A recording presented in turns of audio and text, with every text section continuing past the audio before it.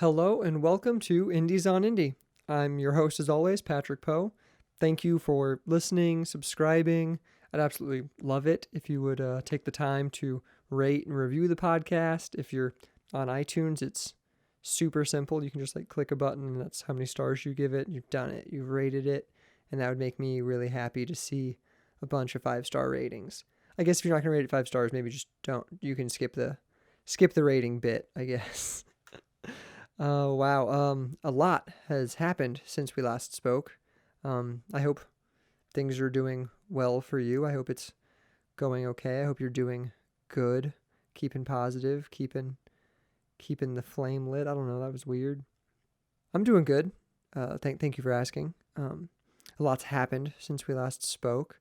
I'm going to try to get through some of it, but I'm trying to get this interview done kind of quick because I'm literally about to get in the car and head down to Wichita, to Mulvane, Kansas, for one of my favorite film festivals, the Doc Sunback Film Festival. We've got our short film, Silent But Deadly, is showing, IX Productions short, Silent But Deadly. It's got me in it, Debbie Diesel, Nick Nichols, Amber Joy, Sam Toddy, a bunch of other people are in it. I really like it. I think it's really funny. I'm very excited. This will be the first time that I get to see it in front of an audience. So I'm interested to see how that plays out. I also just love the Doc Sunback Film Festival. The people who run it are amazing people, and I love them. I love them. And the festival has a bunch of my friends showing things. So the Toddy brothers are showing The Final Problem, which is the final installment of their Sherlock Holmes series we've been working on for many, many years. You can go watch them all on YouTube, or if you're in Mulvane, come see it. America's Front Porch, they're showing a film. It's called Handle with Care. I'm in it just for a little bit, but I'm in it. Lolo's in it. So if you like her more than you like me, which is understandable, you should watch that video, short film. Is video mean? I don't know.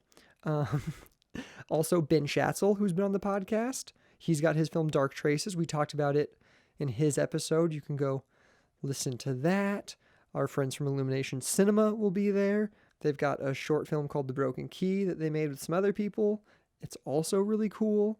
These are all, and I get to hang out with these people this weekend, and I'm very, very excited about that. So that's why I'm going to try to get through this quickly. And if it sounds hurried, maybe it is.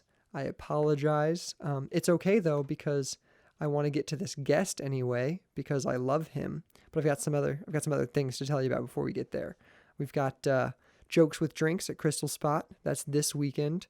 I know, a lot's going on this weekend. Friday, June 14th at Crystal Spot, 8 o'clock. I won't be there this show. It's the first show of the Crystal Spot shows that I will not be at. I'm a little nervous for my baby at Crystal Spot, so you should go see it without me. We've got an incredible lineup. I booked some wonderful comics. These are all people who headline their own shows, and they are all coming together to put on this showcase for you. So if you want to see a show of just solid comedians, this is the show to go see. I promise that. And seeing shows is fun. Seeing shows is great. I just went and saw a show a little bit ago.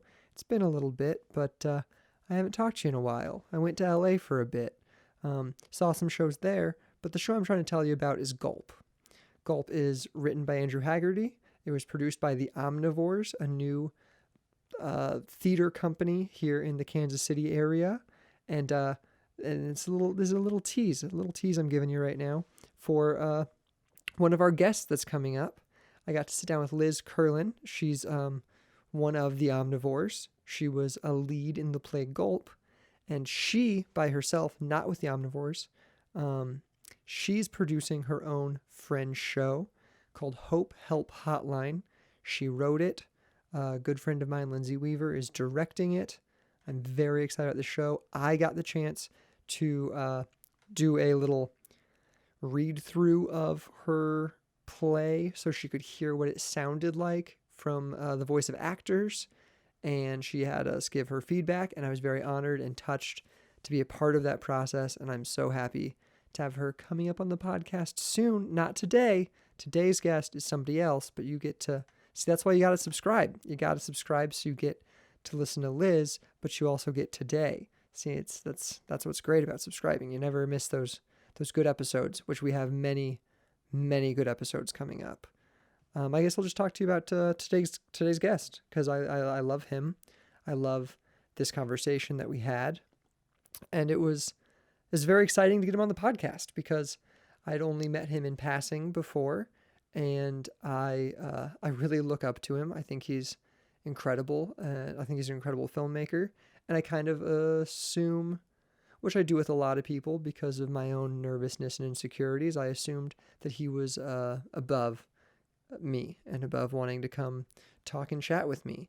And he's not like that at all. He is the nicest, most wonderful, sweetest humans in the world. And that was all just me projecting my nervous insecurities because he's super cool. He's just the coolest. And we had a magical conversation. He's like a wise sage, just telling me the things I needed to hear in this conversation. And we talked about a lot of different subjects. We talk about him and his career through music, and we talk about his filmmaking and finding filmmaking as an art form. And we also talk about religion for a really long time. And it's not meant to offend anybody. I don't think it's going to offend anybody, but I just like to let people know we're going to talk about religion. And I don't really have a strong stance on it. I think you'll hear in the podcast. I just want to let you know, whatever makes you happy. I hope you're doing that thing that makes you happy when it comes to religion, spirituality, anything like that. But don't hurt other people. Like, do what makes you happy, but don't hurt. I think that's the keys of my ideas right there. I will let you know that when we recorded this, it was a couple months ago, month and a half ago. I don't know.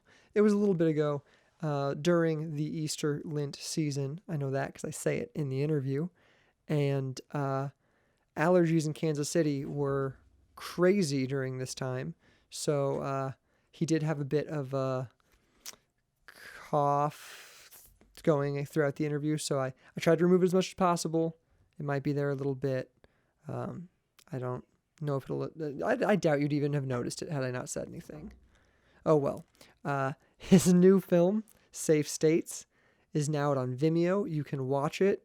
It's incredibly impressive, just like all of his other works.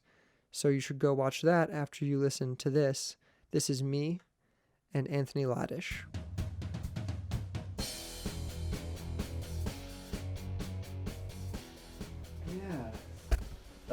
I just bought the first two trades of this. Oh, it's so good. And I'm not really a collector, but somebody recommended that and Paper Girls to me.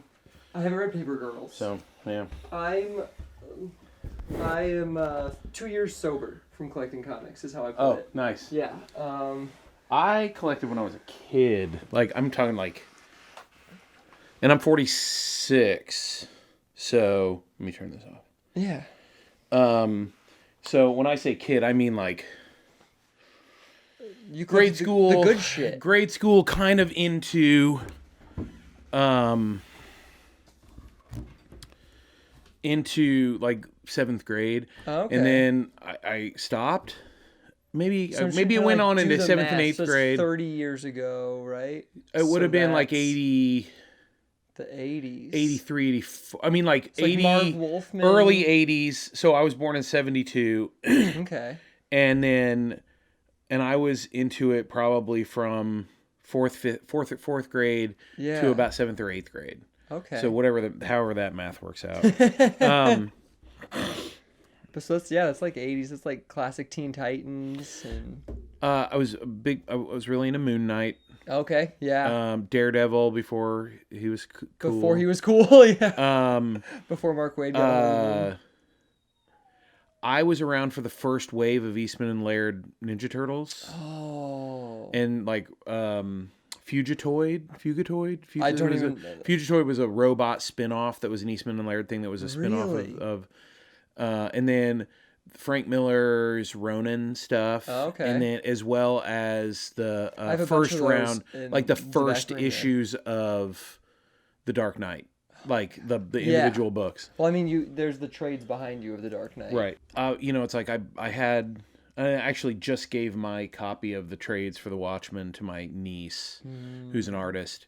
I mean, she's 22 years old. Yeah. But I have two nieces, same sister, who are fucking brilliant artists. One of whom just moved to Tupelo, Mississippi, to work for an ad agency there. I always wish I had that. I just don't. Oh God, yeah. I might start tapping her to do storyboards with me, but she's in Mississippi. Nice. Yeah. Anyway, so then the other niece is probably a better natural artist, but she's much more concerned with like, hey, let's go get drunk. And not like, but not in a bad, like she's Yeah. like she Like, I just works in wanna a hang out. bar. Yeah. She's a bartender. She likes that culture. Yeah.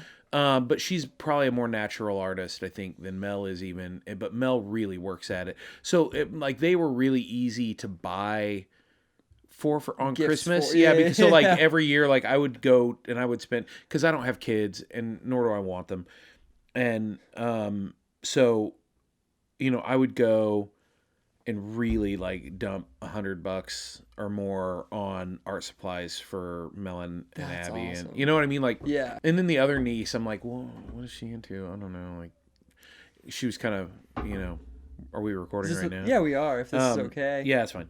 And my other niece, who I really love, was always like, we never connected as much, so like I just didn't really like, we didn't know each other as well. And then I had nephews on another side, different sister, Yeah. who were huge music fans. So it was always like, and he was like, oh, I'm really into Blink 182 or whatever it was at the time. Yeah. And So that makes it easy. and so also. I was like, oh, that's easy. I'm gonna teach you about the Ramones. Yeah. Right. That's like, hey, look, this is where this shit that you love. Like he was really into Green Day. So this I is was what like, Blink-182 is trying to be. Yeah. well, and not even shit talking Blink 182 or any of the music that he liked, because he always like. And then another nephew on that same side was really into metal to the point where he was at 3 years old. He could sing, like he would sing he would sing Iron Man. Holy shit. Because his dad was a big Sabbath and Ozzy fan. So Yeah. like he was 4, 5, 6 years old. He was going to Ozfest, and That's awesome. so then he started playing. So like that was easy because I could get him cool shit too. But anyway, so like he started playing Guitar Hero, and eventually was like, oh, I think maybe I want to play guitar. And then it like started playing guitar, and it was just a miraculous guitar player. Still is. Does he still play? He does, and it was in it. So I'm a musician, and I've been a musician for since I was 14 years old. And so but because I'm a grown ass man who doesn't have children, and I have a job, it's like I work, and so it's like I have amassed a lot of musical equipment in my life, and so it was cool to be able to, like, when I knew that Casey, my nephew, was getting serious, like, okay, well, I'm gonna make sure that he's got The good stuff. an amplifier, and a cabinet and a speaker cabinet that are befitting his talent. Is that not good enough? Is that little... Hey, no shame. No shame.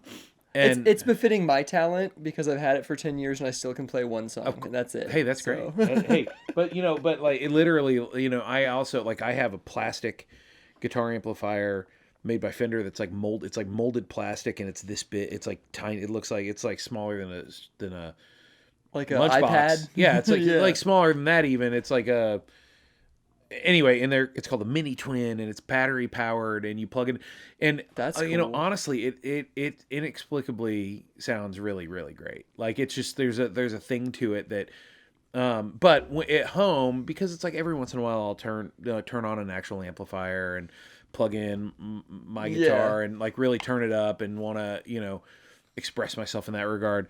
But I also am really try to be pretty conscious of my wife's patience. So I don't, I try to do that in a limited capacity. Yeah. And as such, you know what I mean? Like, I will plug in that little tiny amplifier more often than not. And I play a lot more acoustic guitar around the house than I do electric guitar. I mean, I just decided that since I've got guitars, I should maybe learn to play one. Yeah. That seemed like a And good. so that one's left-handed. Are you left-handed? I am left-handed. But that one's right-handed. So do you play right-handed? And then there's a third right-handed one. There's just another guitar upstairs. This was the first guitar I got, and it was like a Christmas gift when I was like 10, and I was like, I'm gonna learn to play the guitar. My dad got me the guitar, and I was like, can I have guitar lessons? My mom said, talk to your dad. He does the music stuff. Okay. I was like, That's okay, great. cool. And I went, Dad, can I have guitar lessons? And he goes, once you can play, I'll get you lessons. Oh, that's cool. And I was like, that sounds hard. And so like I had a book, and I like was fiddling with it for a while, and I like kind of could mediocrely play Eleanor Rigby's chords because that's what's in the beginning of the book. Great. And I learned that, and I was like, look, I can do this thing. And he was like, yeah, keep practicing, and maybe we'll do the lessons. And he decided I never practiced enough. I told him this story recently, and he was like, well, you never practiced. And I was like, he was like, I never heard you practicing. It's because I practiced constantly when you weren't here so I could learn the chords to Eleanor Rigby and blow your mind. Yeah. I was like, yeah, well, I didn't practice with the amp plugged in because I didn't want I don't want to bug people. Right. And like, I don't want to fail in front of you type of thing. And he was like, well, I didn't know. I was like, shit. Right. Yeah. I was in a band called Sandoval years ago, and the guitar player, who is still to this day one of the most incredible musicians I know, this guy named Brendan Moreland. And Brendan's path to playing guitar was that he wanted to learn to play the guitar. He wanted an electric guitar. He had an acoustic guitar, and he wanted an electric guitar. And his mother said, you need to learn to play this particular Buddy Holly song, and if you can learn to play, or no, Everly Brothers. It was an Everly Brothers tune because she sang. So if you can learn to play this Everly Brothers song, then I'll buy you an electric guitar. So he learned the absolute, hell out of it. Yeah. And they sang this Everly Brothers song tune, this Everly Brothers song together, and then she bought him an electric guitar, and like that's and awesome. He's like still, he's more the same age basically, and like he's still doing playing, it, performing, and. We were in a couple bands together, but he's one of my favorite people too. So when guitar didn't go well, I decided I have a snare drum, and I used to play snare drum in high school drumline and stuff like that. And I wanted a full drum set. I was like, well, I'll get a drum set. That'll be the next progression. Sure. And my dad was like, all right, when you can learn the drum solo and Wipeout, I'll get you a drum set. And I was like. Wow, your old man was a real piece of work. Setting that goal. Yeah, I was like, that's like the best drum solo ever. And like, I feel like that's backwards because I don't have a drum set to learn it on. Right. And he was like, figure it out. Like, okay, so that ended the drum career right there. Yeah. Well, and I play drums too. So my dad was a drummer, and I remember I played horns in band in high school. So like I played the trumpet in grade school, and then through junior high, and then when I got to high school they switched me to French horn, which I hated for one semester, and then I played the euphonium, which is a baritone horn. It's kind of in the same register as a trombone, but it's valved like a trumpet. Okay. And I like that instrument, and honestly kind of would like to own one. But anyway, but so then when I was 14, I was really religious from like 14 to 24, 25. What? I grew up Catholic, and I became a born again Christian when I was like 14 years old. Okay. Based on a friend of mine going to this, I didn't realize this is where this conversation was going to go. I didn't either. I had a friend who went to this youth group at this Presbyterian church at 95th and Warnell, and he invited me to go to there, and there were cute girls there, and so like I just started going and hanging out, and then I actually became friends with a couple of the kind of like youth leaders, and had really incredible conversations with them. And I was a fairly deep child, I think, according to both my parents are passed, but if my mother was still here, she would back that up, I think.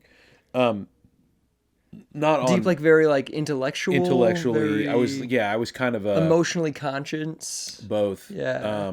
But I was also, a kid, and I was also self-centered. Just like any kid, But I think maybe I had a special kind of self-centeredness as a child that has taken me my adult life to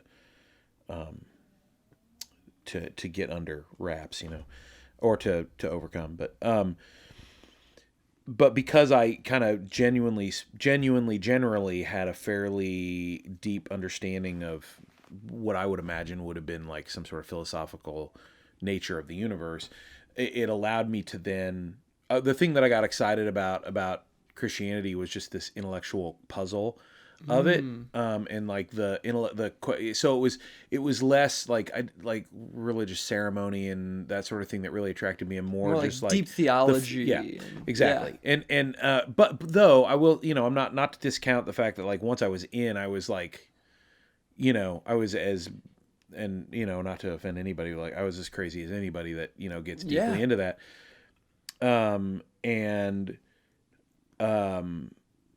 But so as a result of that, we'll put a pin in that and I'll come back to that. But as a result of that, I decided that I wanted to play guitar, because these youth group meetings, people play guitar and say, I was like, oh, that sounds really fun. But actually what I got was a bass, and I bought it from a neighbor. Did you know it was a bass? Yeah. Oh, okay. And so bass was my first stringed instrument. And then, though I remember I had a friend named Tom Dirks, who I'm still kind of like, like we still like, you're connected every once in a while, through Facebook and whatever. He lives in Chicago, and he plays music and performs, and is a really cool dude. But he his brother was a musician, was older than us, and was in bands and stuff, and played at like Pogo's, which was actually not too far from here. But like, so he and his brother's in this kind of like gothic band in the early 80s. And I remember Tom had an electric guitar in his bedroom, and like a little Gorilla amp that's like, like was about that size. And I remember going to his house and like just going, just like that. Like I could make a noise with it, was impressive. And then I didn't think about playing a stringed instrument again for another, however long. And then when I got involved in this church, then I started playing bass, because there was a kid on my street that was few years older than me, and he had a bass that he wanted to sell, and okay, it was a terrible instrument, but it was fun. And then so I did that, and then very quickly was like, I want to play guitar. So my dad very kindly took me to Quigley's Music on Troost, and I bought an acoustic guitar. He got me an acoustic guitar, and I played acoustic guitar for a while, and then joined my first band, which was all people that I knew from this kind of church group, religious organization. And then I got an electric guitar, and then that kind of started it. So then by the time I got out of high school, when I was in college in Springfield, Missouri, and that was the first real like band I ever had in earnest, was there. And but that's what started my musical path. And then in terms of the religious side of that, I was pretty heavily involved in that up until about 24, 25. And had a what I'll just refer to as a deconversion, I would guess, would be the way to say it. And it was as a result of the fact that like it was a handful of things. One, I lived in a house full of people that should have basically shared the same spiritual views as me. And it was a really, really like awful, terrible place to live, just based on the fact that like it was kind of like there was a whole kind of culture of bullying in this house, and it didn't seem to connect. It didn't connect with what the like there loving Christian beliefs. Yeah. And I started kind of looking around and seeing a lot of hypocrisy, and like really, not. I stopped being able to look past that at what might have been at the core of something. But then that really kind of gave me permission to start questioning what was at the core of things anyway. And so for me, like, it was a thing of going, well, Christianity as a religion makes perfect logical sense from a syllogistic standpoint, meaning if this thing is true, this thing is true, then this thing is true, then this thing is true, right? So like if A plus B equals C. That was a terrible explanation. Very Socratic.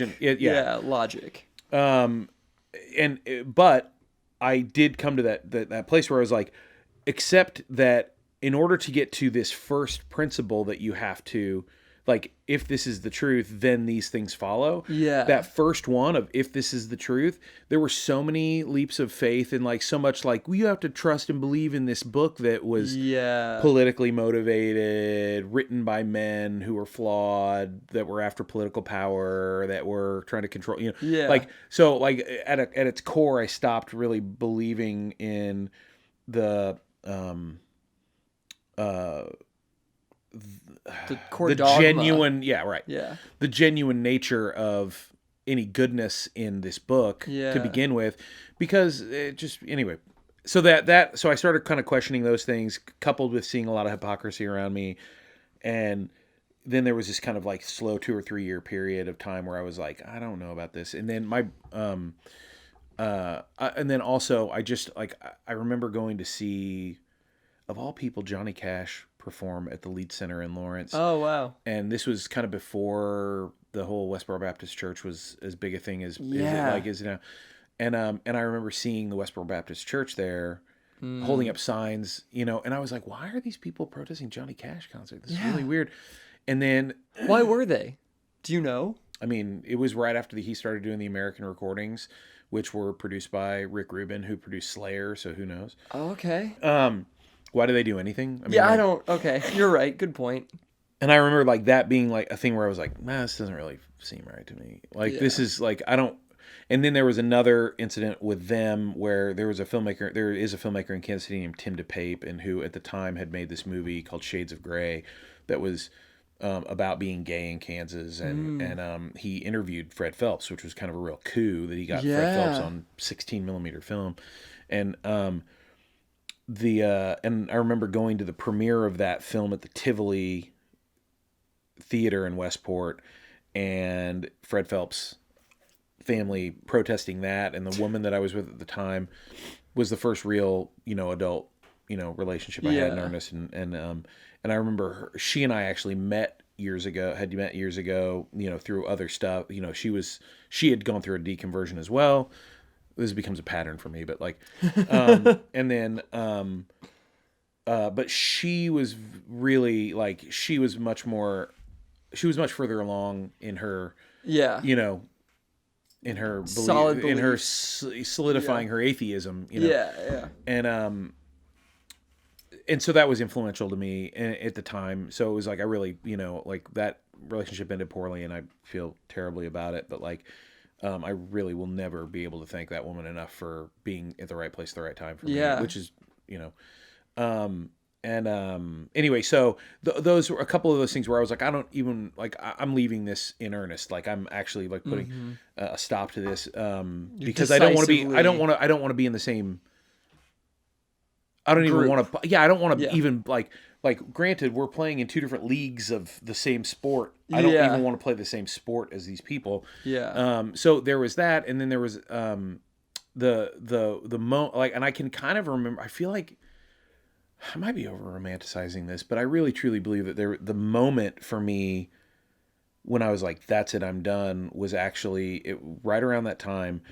I was my job was that I delivered frames and glass and mat boards and foam core and stuff to art galleries and frame shops, and so not even the put together pieces, just the bare essentials. Just the bare essentials, and some of them were built frames or whatever. But I worked for basically a frame distributor, distributing to frame shops and art galleries, and so I basically drove a van all day long for 4 or 5 days a week, and making these deliveries. And so I listened to a tremendous amount of radio, and there's an interview with this woman named Iris DeMent, who's a folk singer who was from Kansas City, who lived in Kansas City for years and years and years, and married another folk singer named Greg Brown, who lives in Iowa, and now she was splitting her time. And anyway, she's a big deal. She still is kind of a big deal folk singer. And she was being interviewed on this AM radio talk show called Mike Murphy's. It was Mike Murphy, who was kind of a local radio celebrity.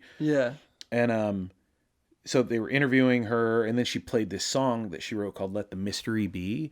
And the premise of the song is basically like, some people believe this, some people believe that, some people think that, you're gonna be reincarnated and come back in a garden as a bunch of carrots and sweet peas. And then she's like, and then the end of the chorus is, but I'll just let the mystery be. And I remember driving around, and I remember listening to it and listening to her talk about the song, and then she performed it on air, and I remember like literally just breaking down, and it literally cracked me open. Like I was sobbing in this van driving around, and just absolute mess. Yeah. Because I realized that the question is more important than the answer, and the journey to try to find the answer was more important than actually ever finding an answer. So where I am now is that I ironically refer to myself as a staunch agnostic. I'm a staunch agnostic, which I realize is very ironic because but so for me, I would never change any of the experiences that I went through, because I think that they inform me today as a human being, as a thoughtful, caring, loving, kind human being, as an artist, as a storyteller, as a musician, as a songwriter. All of those things can kind of like trace back to that, because it gave me permission to ask questions about the universe and the nature of the universe at a time when most teenage kids aren't doing that. Yeah. Well, I think that's like it's a lot like my story in a way. Is I grew up dedicatedly Catholic. Church every Sunday. Yeah. I was the weird kid even at the Catholic school because I was too Catholic. Like that's how like Catholic I grew up. And then like youth group. I was a youth minister for a bit. I taught at a Catholic youth camp for a long time. And then I met Lolo, and like she was dedicatedly like organized religion is bad. And I was like, organized religion is all that there is, and it's only good. You know what I mean? And so I think we've both kind of come to a healthier middle ground through each other. That's great. Of that, like, who knows? Like, I don't know what is what, but I'm interested in finding out, and want to be a good person. You know what I mean? And I think that's in the end, that's got to be enough. I mean, it really does need to be enough that you not only I want to find out, but just like ultimately, I don't really care what the answer is even. Yeah, so it's not going to. The answer is not going to change. The answer to is there something or is there not something outside humanity is not going to affect if you know or not. It's not. Well, it's just not going to affect my actions or my attitudes about the universe and the world around me and people around me. So it's like I don't help my fellow human because I'm obligated to by some ethical code that was written in a book somewhere. Yeah. I do it because I think it's the right thing to do. Yeah. And I'm going to think it's the right thing to do whether or not it's written down in some book or whether or not it's something that just feels like it's ingrained in who I am. And it's I just watched the new Ricky Gervais series called Afterlife, and I can't recommend it. I can't recommend it enough. It's really, really brilliant. Okay. And I am over the past couple of years have become arguably like a really sort of annoying Anglophile. Like I kind of want to move to England. Okay. So my wife and I watch a ton of British TV and movies and stuff. So anyway, so we watched Afterlife, and there's a great. He's an atheist, and there's this great line where he's having a conversation with somebody, and she says, "Well, if there's nothing, then why aren't you just out like raping and murdering all that you want to?" Yeah. And he goes, "I am." And she goes, "What?" And he goes, "I am raping and murdering as much as I want to. I don't want to." Oh. It's like it's not like it's just this idea, and I'm butchering that line. Yeah. But it's like, but it's just this idea that like it's not important. Yeah. That somebody dictate to me my own code of ethics. Yeah. What's important is that I have a code of ethics that truly just feel like an extension of my view of the universe, which is, my religion is based on, like, I don't have religion, but my religion is based on kindness, compassion, empathy, curiosity, and, the ability that humans have to create. So I think the thing that separates us, from animals is and this is where I do get into some mysticism, because I think that our ability to make films and make art and make music and write and Yeah. paint and sculpt and create architecture and all these things. Like, the thing that separates us from animals is our ability to do that. And I don't know if it's a soul, I don't know what it is, but there's clearly some spark in humanity that has given us the ability to create myths. So that's the whole thing, right? So like this idea that religion is anything but a mythology, or that borders or money or laws or anything but a mythology that we all just collectively agree on, is really interesting to me. So and granted, I realize that, like, I'm not going to take that to its granted, I'm not going to take that to its logical conclusion of, well, then nothing's real and it's all, it's all simulation. It could be. I mean, I've entertained the idea, but because we do live in a real, tangible world. Yeah. And I do think that borders are sort of a mythology that we agree on. Like, Money why are we building a wall is. why are we trying to build a wall between us and another country? Well, because we got to keep certain people out. And it's like, well, okay. Well, out of what? Out of what, right? Yeah.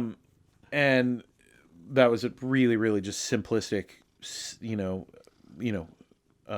glossing over of that issue. But but I do realize that I'm a pragmatist in another regard, where it's like, I do realize that we do have to sort of behave in a structured fashion. Yeah. We do have to sort of all agree on Money the same is mythologies. helpful right. because, but that's the mythology that we all agree on. Yeah. So even if I stop believing in that mythology, it doesn't mean that the rest of the world is going to stop believing that exactly. mythology. And I need to pay my bills and make sure that my wife and I are it's taken care of. It's easier mythology than the barter system, though, because, like, you have a set value of goods, which helps a little bit. Right.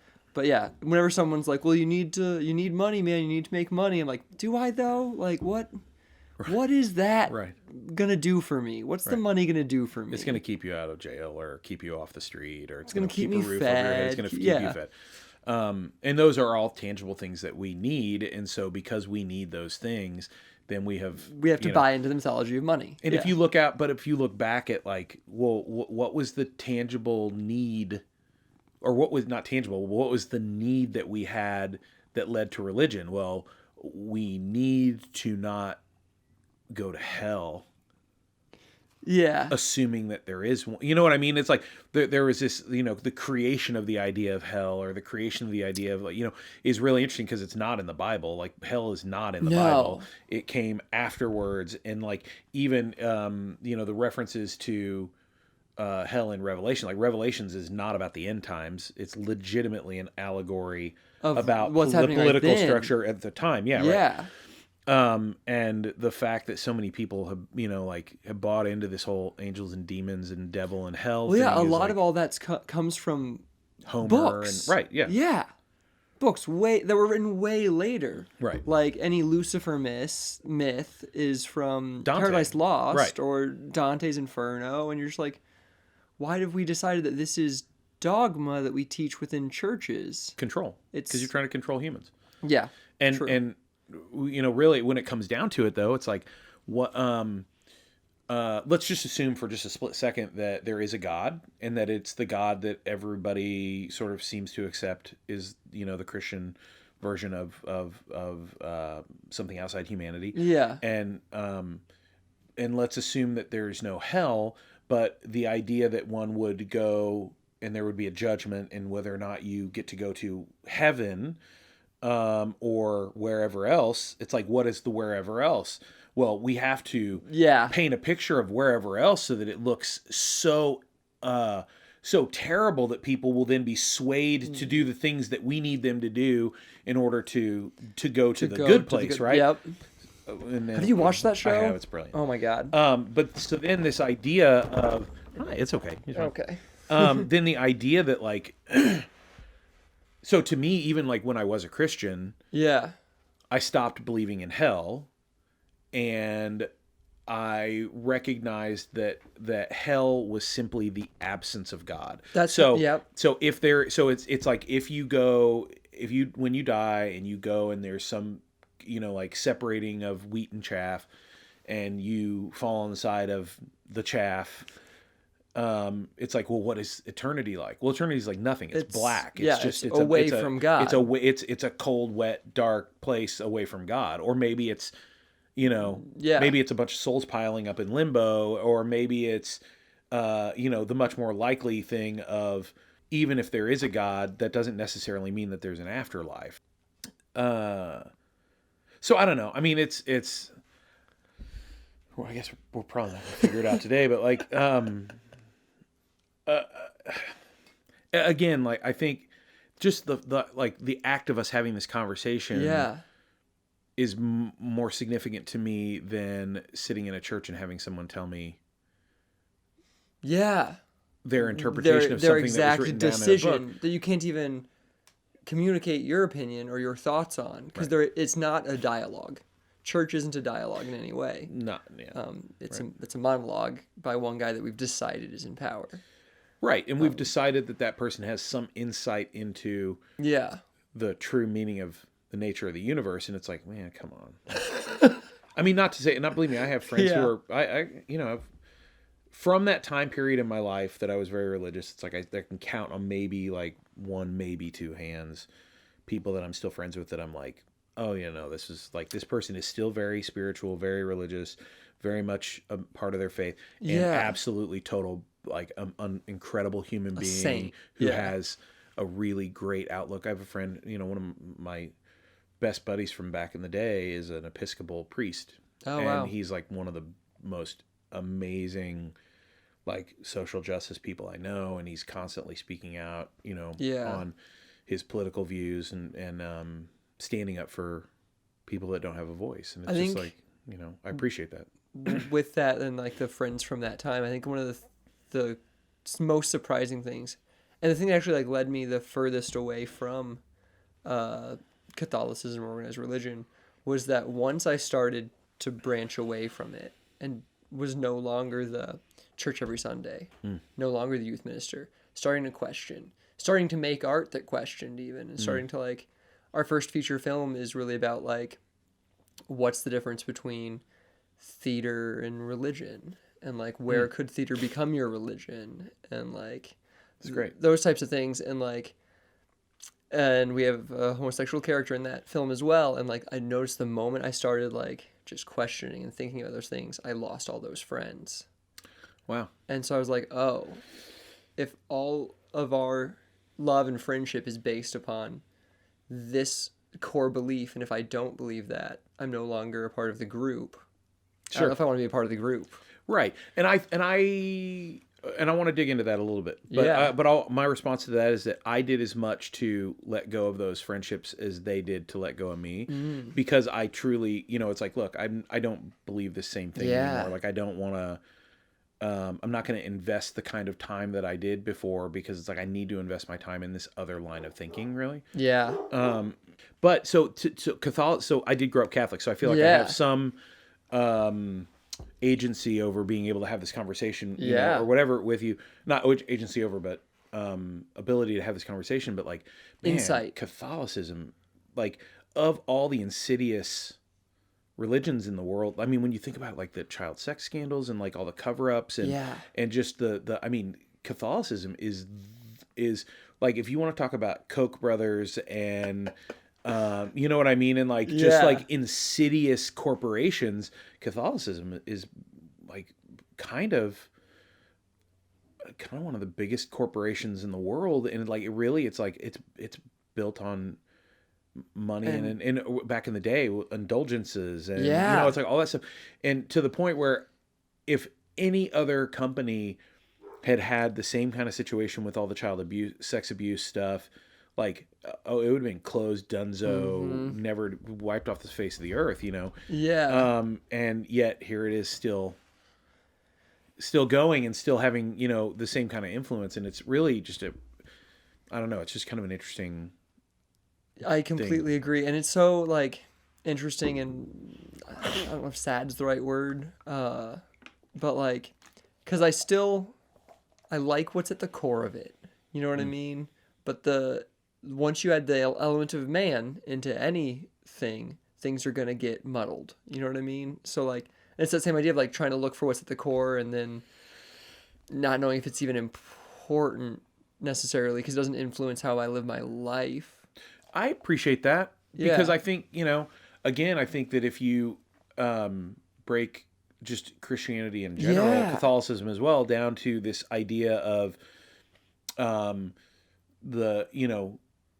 idea of being good to people.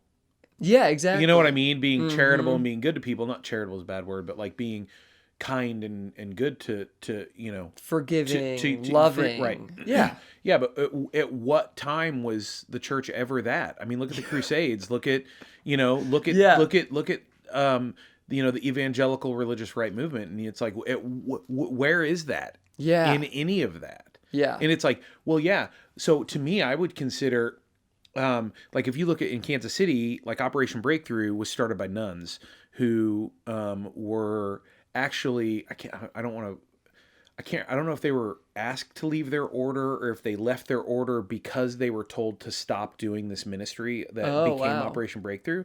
But Sister Berta, I think, is her name. And man, she's just the most baller human being. You know what I mean? Like, a person of faith, but somebody who just was like, you're telling me to do something that's counter to the way that, I feel like I'm being led in order to help people.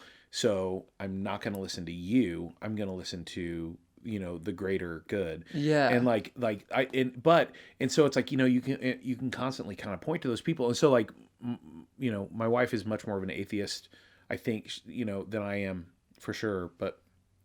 And I have incredible respect for her intellect and her articulation of what she believes. And I will kind of, when we have this discussion, I'm like, I don't want to blame all religion because I know that there are people who are religious who are really, really amazing people. And then her point back is like, and those people would be amazing people even if they didn't have that religion. And it's like, that's a good point. Yeah. It's a great point. It's really, really terrific. Yeah. I mean, that's kind of how I've been trying to live my life the past couple of years, that like, I don't necessarily have a organized religion per se. I don't go to any, or you know what I mean? I don't. You're not a member of a body. I'm not a member of any body, but like I'm trying to live my life as still a good person outside of that. Yeah. And it's interesting though, at least to me, that I've realized like there are some like things that are so ingrained to me that like I'm trying to figure out like, oh, is that a thing that makes me a good person or not? And like this year specifically, like it's Lent right now. We're in Lent. I don't know if you know or care. We're in it. Right. And the first Friday of this Lent, I was like, do I need, like, should I eat meat? Right. Like, can I, and like, last year I didn't care, but this year for some reason I was like, maybe I won't eat meat today. And I didn't. Nothing changed. So 2 weeks later, I kind of, you know what I mean? 2 weeks later, I was eating meat on Friday. Because, like, if there is a God and if it cares what I'm doing, I doubt it cares what I eat on Friday. Right. Like, I really don't think it's dictating my meal situation. Right. Well, that's the ultimately, my statement is like, if there's a God, I don't, I'll pronoun her as a she. Oh. I don't think that, I think she's probably pretty upset with the way things are going. Yeah. But also I genuinely don't think that God cares. Yeah. Like, hey, like started the ball rolling. Yep. You know what I mean? Here it is. But, there's certainly no one moving chess pieces. Yeah. And like, well, God really put me in the right place at the right time. It's like, I don't really believe that. It's like, I think you're always in the right place. Actually, so you're always in the right place at the right time if you have your antenna up and if you know how to recognize that you're in the right place at the right time. And yeah, I don't know. I mean, like we really could go. Yeah, we could go deep. But so that's what got you into music was religion at first. Initially, yeah. And then, then when I started playing in bands, it just, it was just really fun to play music. And then I played, I had a band in Springfield, Missouri it was a trio and it ended up being very of its time. So like early 90s, super heavy, really like angry, aggro sort of music. And then I had another band here in Kansas City called Super Genius that was more of the same, but a little bit, the music was simpler and somehow more brutal.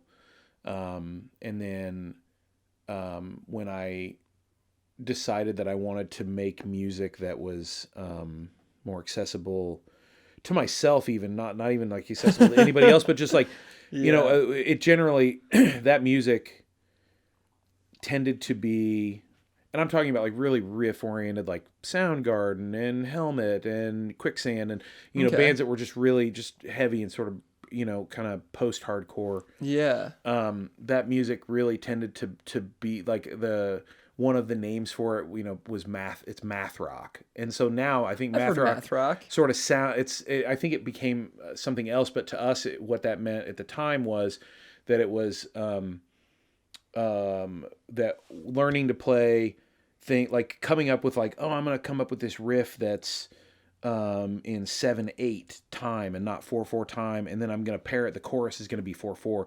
So it's like we have to kind of like, we're gonna do this 4 times, we're gonna do this 2 times, then we're gonna go to this other thing, and then this one part only happens once in the song, and then we're gonna go to this other thing, and it just became this thing. Like I would call it so intellectual. I would call it partcore. Like instead of hardcore, it was partcore, because it was like we have this part and that part, and we got to figure out how to get those 2 parts together. Okay. And you know, ultimately, like I wish that I had been a better songwriter and a better composer, because I just recently, I've been corresponding a lot and spending time with the bass player from that band who lives in Austin and is actually moving back to Kansas City. And he found a record that we made that we never released.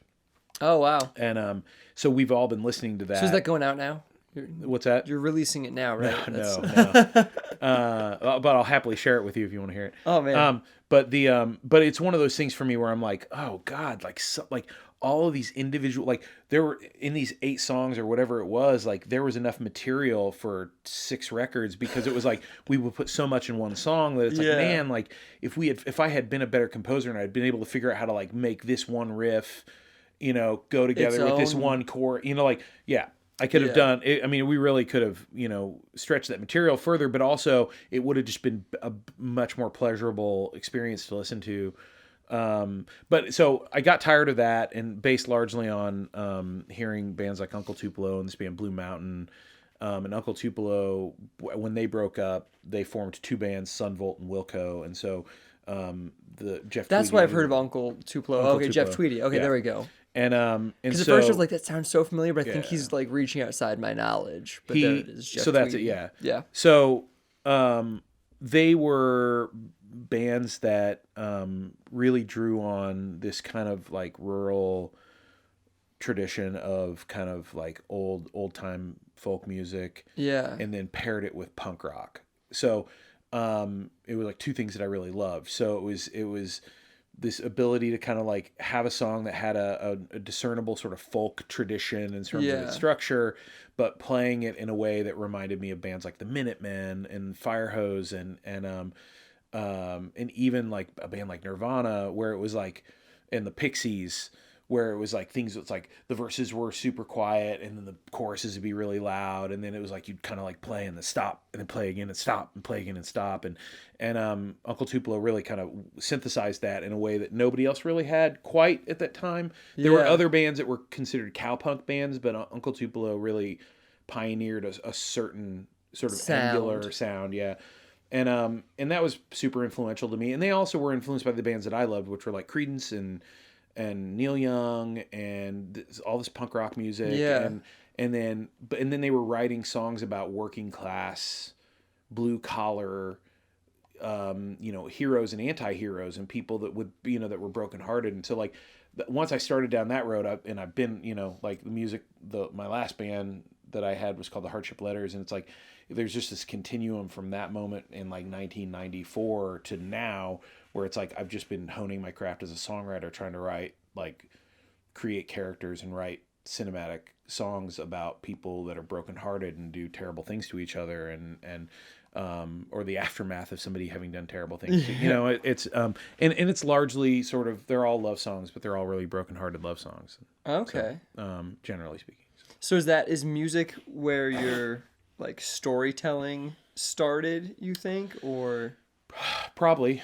I think when I in earnest decided, you know, when I would call myself a songwriter, you know, I think that's when I first started figuring out that I could, you know, it was a chunk that I could bite off, Mm-hmm. you know. So I was definitely, that was my first sort of storytelling idiom, I think, was as When did you start was writing songs? I mean, I was writing songs, you know, when I was in high school, but they were Okay. terrible. They were terrible and not, you know, they were terrible, like terrible stuff. And then the band I had in Springfield, I was writing songs, and That was in college? Yeah. and then those songs were, while they weren't terrible, they were really esoteric and sort of couched or crouched in mystery, crouched in mystery, whatever. They I were think it's shrouded in crouch. mystery. Oh, there's a better word. They were, and it We're was certain. very much like there was a lot of sort of hidden religiosity to it, because it was deep in the, it was like right, you know, sort of in the sort of like the third act of You're my like the beginning religious of life. Christian rock. You know what? Well, no, we were definitely not at the beginning of Christian rock, but like, but it was it was the third act of my religious life. Yeah. You know what I mean? Like, it was the third act of my Christianity. Is when that band happened. So there was a lot of me struggling in those songs. Yeah. And me dealing specifically directly with people that I felt had been hypocritical and had been bad to me. And so like there was a lot of me dealing with that in there. My father had passed away. My father died when I was 19 years old. Oh, And wow. so some of that sort of seeped into that as well. And again, they were just really more sort of esoteric, you know, like not linear stories. And then when Sandoval started is really in earnest when I started, you know, creating linear storytelling songs. Okay. And then, yeah. When did you start with film then? Is that a later thing? Yeah. I mean, so I quit. I was in school in Springfield and I was studying communications or just whatever. Okay. And I quit school because I ran out of money because I was dumb. And, So and are you saying because you were dumb because you didn't have the grades, or like you no, just I didn't was do it dumb. right? I was dumb with money. So I Okay. ran out of money. Got it. And because I wasn't paying for it because it was all money that my parents had saved up. And after Yeah. my dad died, and I was like, oh, I'll just live on this money and not get a part-time job. So I was like living on the money and kind of paying my tuition and also Yeah. not going to class or barely going to class and kind of getting, you know, just marginal, you know, grades. So when I ran out of money, I was like, well, I don't want to go into debt. I don't want to take student loans. I don't want to be responsible for myself. So I quit school and I stayed in Springfield and bounced back and forth between Springfield and Kansas City playing music and just working stupid, like, sandwich shop jobs and whatever, and pizza delivery in Kansas City. And then when Sandoval started, we started playing regionally. Like we would go out and play, you know, Chicago, St. Louis, Columbia, Lawrence, Springfield. Like, you know, we would play around the sort of region. And then I was in another band at that time that was on a record label out of Chicago that I played drums in that band. And we toured much more extensively because they were actually putting our records out. Oh, wow. And, you know, and promoting them. And then sort of at a certain point in that, you know, sort of like story arc, I decided that I needed to go back to school and I would, you know, I'm going to go into debt like everybody else. So I just looked into student loans and grants and all that stuff. And once it was on me, like once I was paying for it, all of a sudden I became a really great student. How old were you when you decided to do that? 26, I think, maybe. Okay. When I decided to go back. So I kind of had to throw away most of my credits from before and all this stuff. And so I went back to UMKC and ultimately studied American Studies. So I'm like 26, 27 years old. And American Studies is a real like blow off hippie, you know, degree where like, you know, exactly. Hey, whatever you want to do, man. Like what, you know, like I literally what heard are you interested in, man? Right. I literally heard a conversation between two people that included somebody saying, I mean, look, man, like, what do you want to do for your final project? You want to write a novel? You want to direct a movie? You want to make a record? Like, you can do that. That can be your final project. And my ears perked up because I was like, make a movie. So I decided that, like, I would look into it. So I went and looked into American Studies, and it looked like a legit thing. and applied to the program, got in because So I specifically wanted to do a movie, and I had a specific movie in mind that I wanted to do. So why did make a movie like stand out to you over like make a record? Like you've already made records. Is that why it wasn't like that interesting? No, I or, think because like... I thought like, I kind of, because I went back into UMKC in the communications department, and I had been taking some like video classes, and I was like, oh, Okay. maybe I could do this. But at the same time, I really like I mean, I was 26 years old, and now that seems unfathomable that like I know 26-year-olds who should win an Oscar. You know what I mean? Yeah. Like I know people who are so far along in their career and so talented, and like I was still just kind of like in this like weird suspended Peter Pan. I mean, it gives me adolescence. Hope. It gives me a lot of hope. So how old a guy are you? 26. Oh, great. Okay. So like, yeah. So you guys are incredibly talented. You guys are absolutely devoted to creating art and motivated to do it. So like, I'm like blown away by what you guys have done. Especially given your ages, and I always think I'm behind. So like hearing that you started at 26, I'm like, oh, I can be as good as Anthony someday. Like, okay, well, cool. Like, that's very sweet of you to say. So like I went back to school, figured out that I could do this thing, and I had a specific movie in mind that I wanted to make. And I pitched this idea of like, I'm going to, do this movie, and here's my course of study. So I created a curriculum around making this one film. whoa. And, it's still out. You can find it. It's called Be It Ever So Humble, There's No Place. Yeah, I saw it. I watched it. Oh, great. That was the first film I ever made. Oh my God. And the story of it is, I won't bore you because I know that there's sort of a time limit on what we can do here, but There isn't. SoundCloud, I can post hours. It doesn't matter. well, hopefully you'll cut the first hour off. But the story was written by a friend of my father's named Charles Embry, who they were Navy buddies during World War II, and they were stationed in Quonset Point, Rhode Island, on this naval base. And my dad was a photographer, cinematographer, Navy photographer, and then he and his buddy Ken West ran the graphics laboratory and the photo lab on base. Oh wow! And so you have it in your blood. I do. I think somewhat. Yes, I think so. Absolutely. Well, yes. No question. And because and then their friend CB Embry, Charles, worked in another hangar doing a different job. And they all kind of were from in and around Kansas City. So Ken and my dad, Vince, were from Kansas City, and CB Charles Embry was from Moberly, Missouri, but he moved to Kansas City to go to the Art Institute, and he studied under Thomas Hart Benton. He was a painter, and he was also a writer and a musician and a songwriter and like all these things. And my dad was a photographer and was a musician. He played the drums, and Ken West played guitar. And so by day, they ran this graphics laboratory, and at night, they would turn the graphics laboratory into a recording studio. Holy shit. And so they would make these like little they would cut directly to like an acetate record, like a lathe cutter that would cut into these like blank records. Yeah. And they did skits and radio plays and recorded music. Do you have you listened to all these? Yeah, there's another film that so you can find of cool. mine called Studio A that's about this specifically. Oh wow. And so they would do all this stuff, and it was amazing, and they were just like the coolest, and they were photographers, so I have all these photos of them. And so the perfect stuff to like be able to make a documentary about like retrograde. Theory, yeah. Like you've got like all this like photos and content to like include into it. Yes. Yeah. So like I said, my dad passed away when I was 19. Yeah. And from when after my dad died, I remembered vaguely him playing for me when I was 13 or 12 or 13 years old. Him bringing me down to his basement, and our basement was like this kind of like weird mad scientist library because my dad was just a genius. And he could build and fabricate and do anything. We had a dark room and electronics laboratory and metal work and welding and all this stuff. He was a real Renaissance man.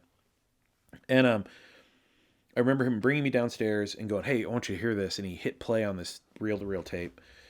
And it was this friend of his. He's like, "Yeah, this is my old Navy buddy." And then he explained to me that like, "Oh, we used to keep in touch after the war with these tapes."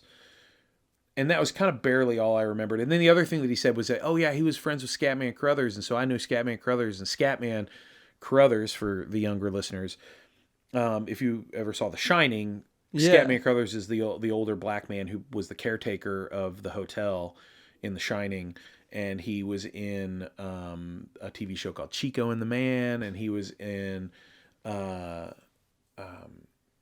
the Twilight Zone movie Oh, in the okay. episode called Kick the Can, about the old people playing Kick the Can. And he was a character actor, and he was a musician, and I just kind of vaguely had this remembrance. And so, like, after my dad died, like I said, I'm 19 years old, and I really legitimately feel like I was in a bit of a Arrested Development. I've never really even really put that together, but I went down to the basement and I found this box of old reel tapes, and I found my dad's, player, and I kind of knew that Charles Embry went by different names, and one of them was Riff Charles. So, like, I found all these tapes that said Riff and Scat, or Riff Charles, or Riff, or CB. So I found all these Oh, tapes, wow. and so I put one of these tapes on, and when I hit play on the tape, I threaded it up and I hit play, and I heard, "Ladies and gentlemen, for all the Freudian existentialists, for all the Zen Buddhists, for all the subterraneans of the Beat Generation, who, as Lord Buckley so beautifully put it, don't know where they're going, but they know that they gotta go, because they know that where they are isn't it. A fantasy entitled, Be It Ever So Humble, There's No Place." And his voice is way better than mine.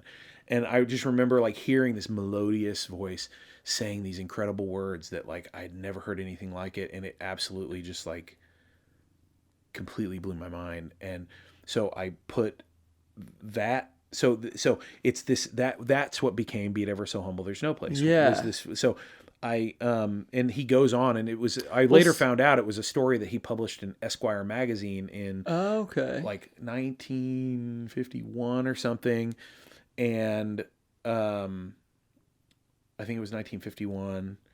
I probably have that date wrong, but then he sent the audio letter. He narrated it and sent it to my dad as part of a longer audio letter in like 1959.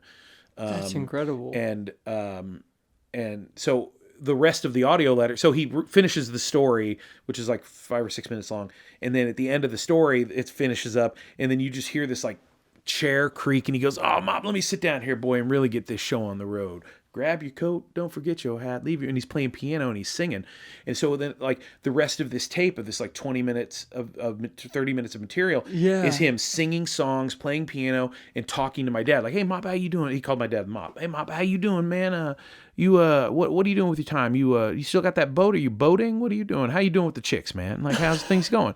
And that was the deal. Like, that was the coolest dude, thing it's in the the world. fucking coolest thing. Oh on my the face of the earth. God. So there was that, and then I found these other tapes of Riff, Charles Embry, with Scatman Crothers sitting in Scatman's living room, and Scat plays tenor guitar, and so it's like Scatman and Riff kind of just playing songs and singing in Scatman's. I mean, it's like, this is like one of these things that's like such a hidden gem that, like, I legitimately feel like I should find a way to release it, like in earnest, like make a, like find somebody that does reissue recordings.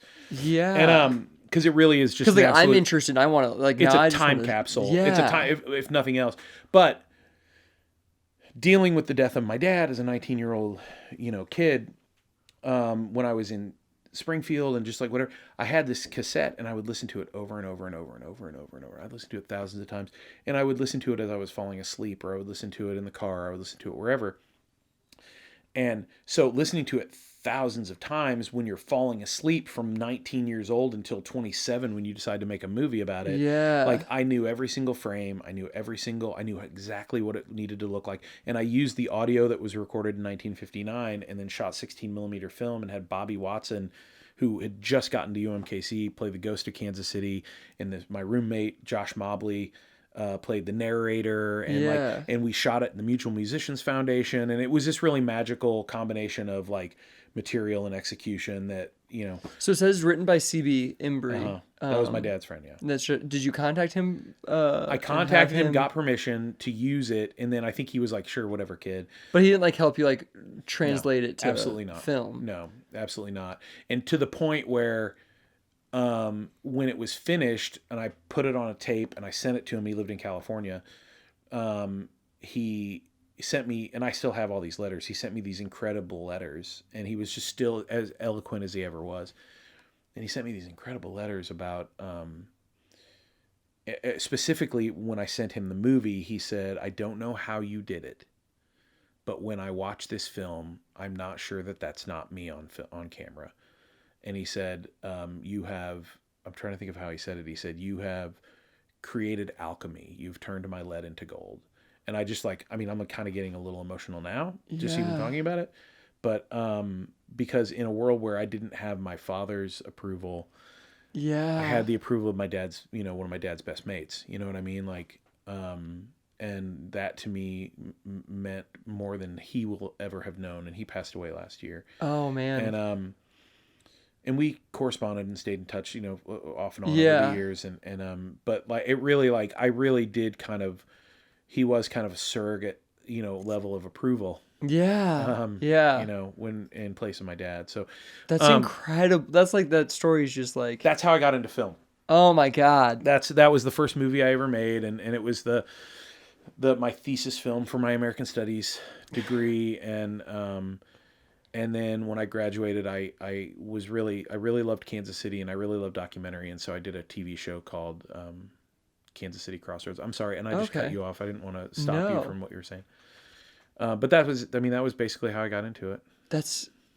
I just like it. I have nothing to, I'm just blown away by the whole, it's insane. That whole story is crazy. And it's just like, it's like a perfect like mythology for you in like the weirdest of ways. Like, does that make sense though? Sure. Cause like, I don't know. It just like fits your unit. I don't, it's yeah. Like, oh, thanks, man. That's the craziest story I've ever heard. But that was it. It was like a gift. I mean, it really, like, just being able to have those treasures.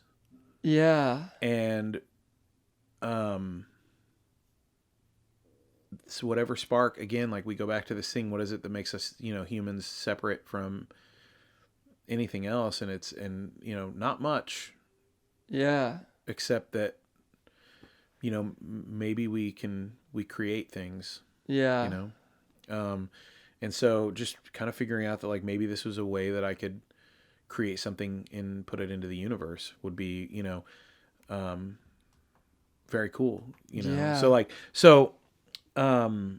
I think that was the Is that what like transitioned it from like music to film? Were you... I continued to play music and I mean, you still play music. Well, but... I mean, that's a great sort of line of questioning because I definitely like after I graduated school, I was, I think, 29, and then I got a job, like I said, working in this TV station, and I was doing this documentary program, and I loved it because it was like I learned more about how to make, because I was shooting, editing, doing the lighting, doing on-set audio, all with one person. Which you still do a lot of. I looked at your credits. Yeah. It's like you, like a lot of it. I mean, but not to be. I mean, believe me, it's the doc stuff especially. Tends to be a fairly bare bones, and I have a couple of really trusted people that are kind of always with me, and but for years it really was like, you just had no other. I just had no other choice. And that's the way I learned, was that like you could go out with you and one other person and do documentary work. Yeah. And but then with narrative stuff, obviously, you need and want other collaborators, and when we can kind of get to that, but so it's just this weird thing where it's like it was on me to. And I was not, I mean, I directed Be It Ever So Humble, There's No Place, and I edited it. So like, I thought like, okay, I'm probably an okay director. Like, I think I have skill there. And I know I'm a good editor. Like, I kind of like just innately, I think one of those things like, it just was a thing that like, oh, I understand how to edit, and partially because I'm a musician and I understand rhythm and timing. And I think, like a lot of my favorite editors, if not the best editors, tend to have come out of some sort of musical background. Yeah. And, so I kind of knew that was, those things were on my plate as far as a skill set. But then when it was like, no, but you have to light, shoot, do audio, do these things, sound design at the end, do all these things. Yeah. And, that was really interesting. Like it was, I always really equated to like somebody taking you to the top of a mountain with a snowboard or a set of skis and going, figure out how to do it, and like pushing you down the mountain. Because it was on television. I learned in front of people. Oh my God, you know what I mean? yeah. And so like my first few episodes of that show were god awful, terrible. Looked back like I didn't know. How what did I you was get doing. that job? Uh, the girl that I was with at the time was a copy editor. Okay. So she was never happy with her job. So she was always looking for a new job. And so we were at breakfast one day, and this was back when you still would like have a want ads in the paper. And so like late 90s, like 99 maybe. And so she was looking for editor jobs. And so she said, hey, I just graduated, and I was legitimately like, what the fuck do I do now?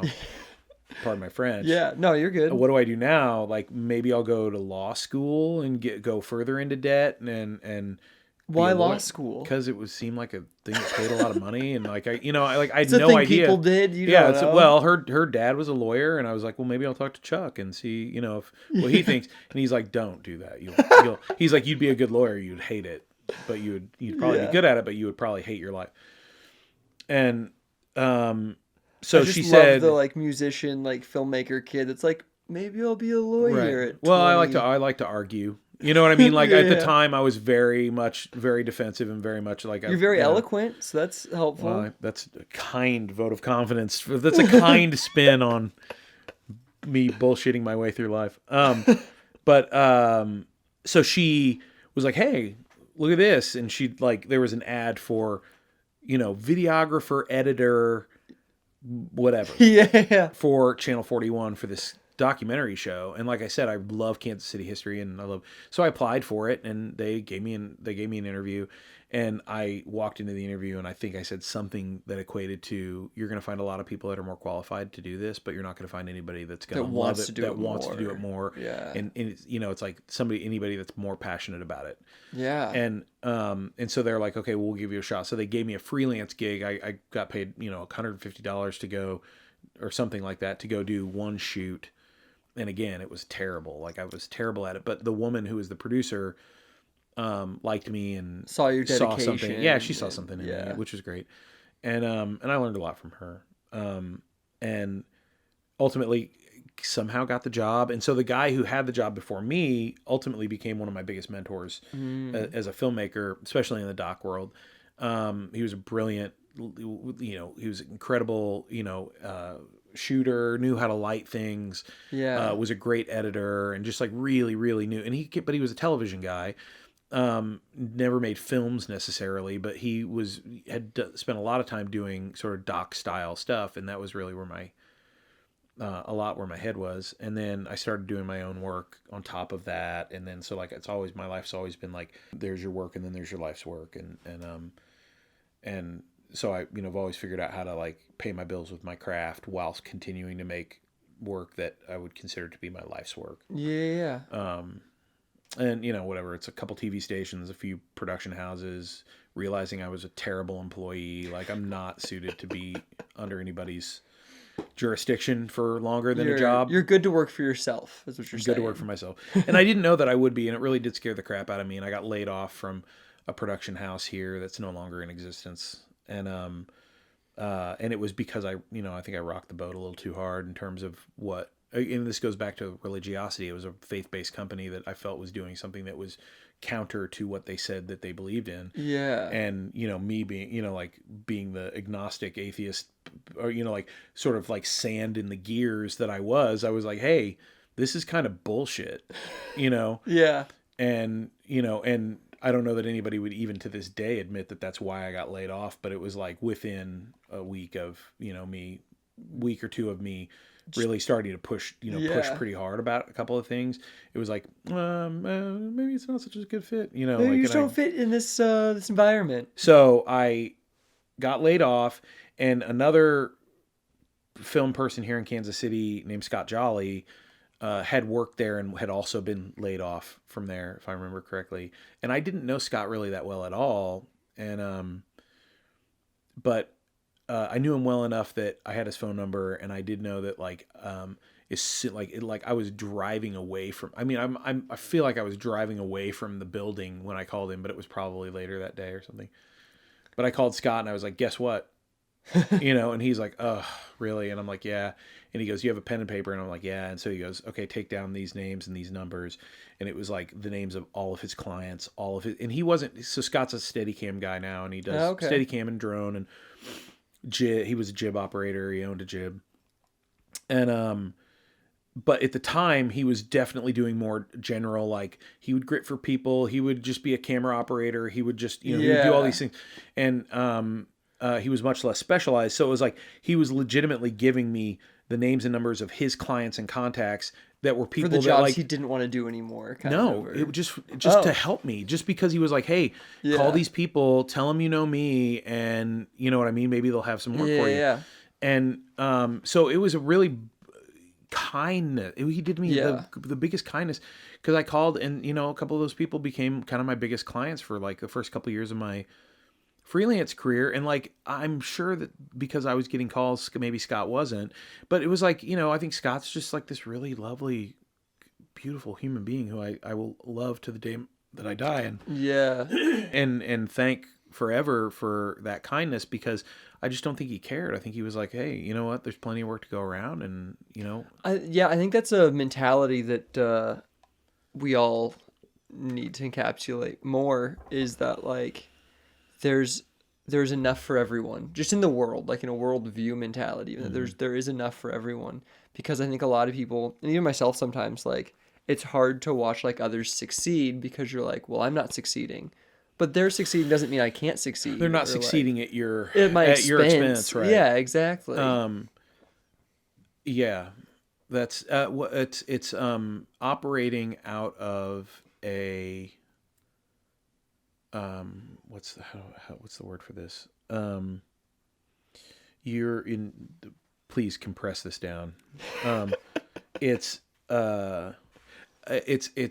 operating out of a sense of lack as opposed to abundance. Yeah. So when you are operating out of lack, you hold things tight. You don't. You know what I mean? It's like you want to be the guy that's got all the information. And like you would never tell anybody, share your knowledge or your expertise or your craftsmanship with anybody, because you don't want them to like, oh, that guy saw how I lit this interview, and now he's going to take that knowledge and he's going to go get jobs that I didn't get, And, I certainly had to, in my career, have had to come to grips with the fact that, like, I'm not right for every job, man. Yeah. Like I'm a certain kind of creative, and like I can tell you what I do. I can tell you how I do it. Doesn't necessarily mean you're going to be as good at it as I am. Maybe you'll be better at it than I am. But, certainly like there are jobs that should be mine and jobs that shouldn't be mine. And, it really only hurts when there's one that you really are like, yeah, this should be my job. Like I really am perfect for this. And then somebody else is just better at it or for it than you are. That's when it hurts. But beyond that, it's like, no, man, that guy's better at that kind of stuff than I am. Like I have no desire to, be a Steadicam operator or be a camera operator. It also isn't the last one ever. Right. You know what I mean? It's also not the last job ever. Right. It's not the last job ever. It's not the last thing that you're ever going to do. Right. It's not the last thing you ever want to do, because you have like your own personal projects, and those things are going to matter more than any freelance gig ever, in my opinion. For sure. But yeah, so it's just, I think it's funny and hard how we all get into that mentality of like, well, I don't want to help him. I don't need to be like, I don't want to go be on his set for some reason. You know what I mean? To like, and to me, that's such a backwards way to approach it, because the only way that I've been able to make the movies that I've been able to make is by the generosity of other people, as well as my generosity in return. So it's like, granted, I am at a point in my career where I do hire people and I help pay their mortgages and rents and bills, and and it's, I hope, a pleasurable experience when people get to work with me, and but beyond that, it's a matter of like me going, hey, can you help? I'm going to make a movie. Can you help me out this weekend? And somebody going, absolutely. And then literally like working as hard, if not harder than they would be if they were getting paid. And then them turning around and going, hey man, can you edit this thing for me? I'm like, absolutely. I'll edit your web series. Or, somebody calling me up and going, hey, I've got a shoot. It's for a personal project. Can I borrow this camera and these lights? It's like, you've got a key. You have a key to all of my things. Go and take whatever you need. Yeah. You know what I mean? Like that's the way that like my life runs, is on, going back to that barter system thing. It's like that, like, that's the way my life runs, is on this idea of, shared generosities and shared kindnesses. And that doesn't mean that I don't it's like I am hoping that, when it's like I always hope that I have enough money that I can pay people and pay them properly and pay them well and Yeah. On a creative project. But when that's not the case, that's not the, you know what I mean? Like people are still down because it's like, again, it's like you just don't abuse people and you invest in people and they invest in you. And yeah. And my thought on it is that like, if one of us succeeds, we all succeed. You know what I mean? A high tide floats all boats. That's the cliche. Yes.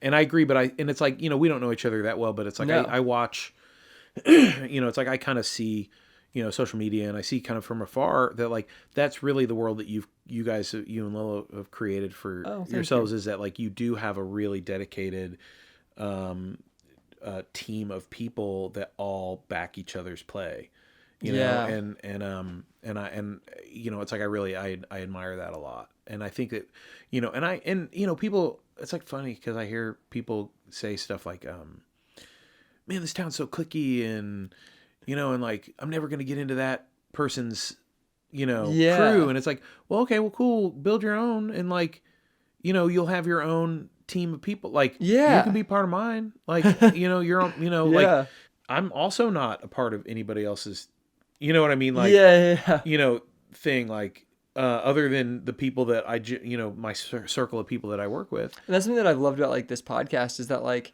there is the small circle of people that I always work with, and it's because we work really well together and we've just been doing it for forever together, and like it's always hard to like get somebody else to come out because we're not you know what I mean? Like we're not paying you, and like, and if you don't know somebody and you don't have any, like, you're not just gonna call up somebody who's basically a stranger and go, hey, can you DP this thing for me? And it's like, no, I can't, because I don't know you and I don't know, you know what I mean? Like,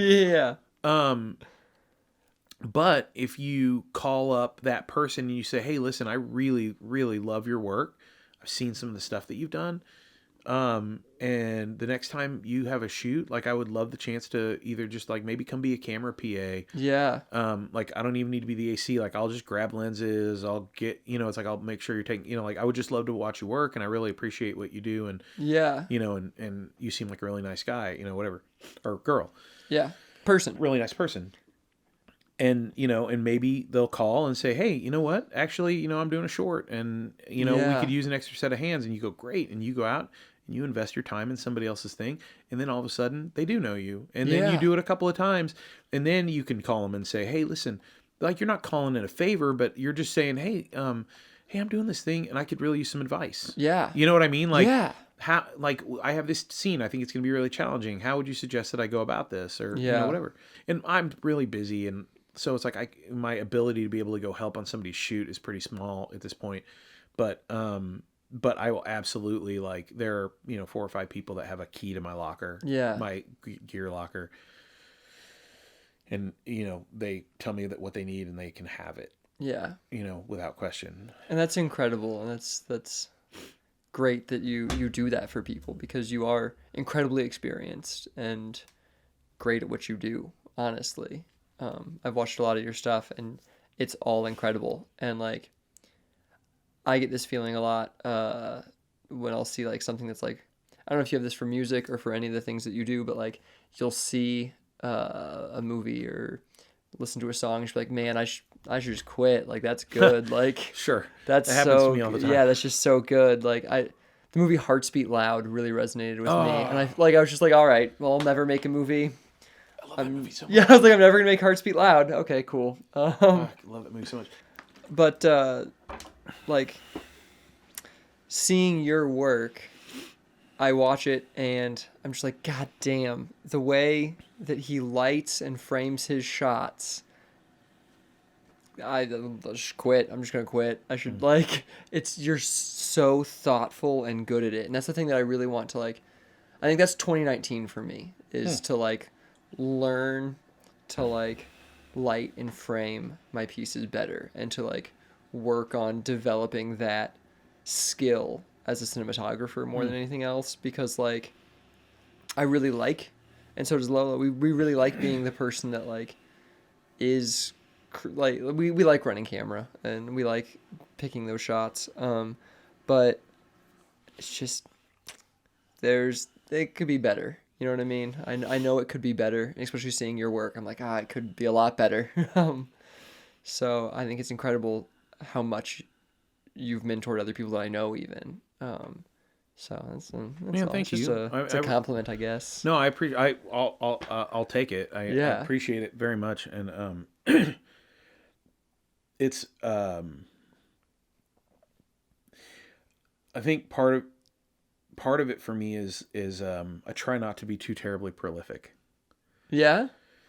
I don't want to do a lot. Okay.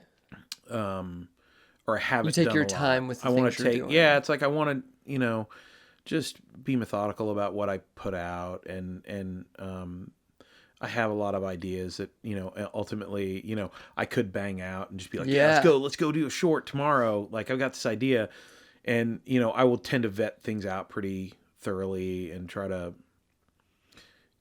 listen to good advice of somebody going, man, it's kind of a shit idea. Like, I don't know if I would do that. Yeah. And, so then I will ultimately just go, okay, that's probably terrible. Let's just move on from that. And then I wait for one that really resonates, and I wait for one that hits. And so I have in my life people that I refer to as bullshit meters. Oh, okay. And, that's useful. Well, and it's just a matter of me going, okay, so I got this thing. It's, yeah, a kid builds a rocket ship, and da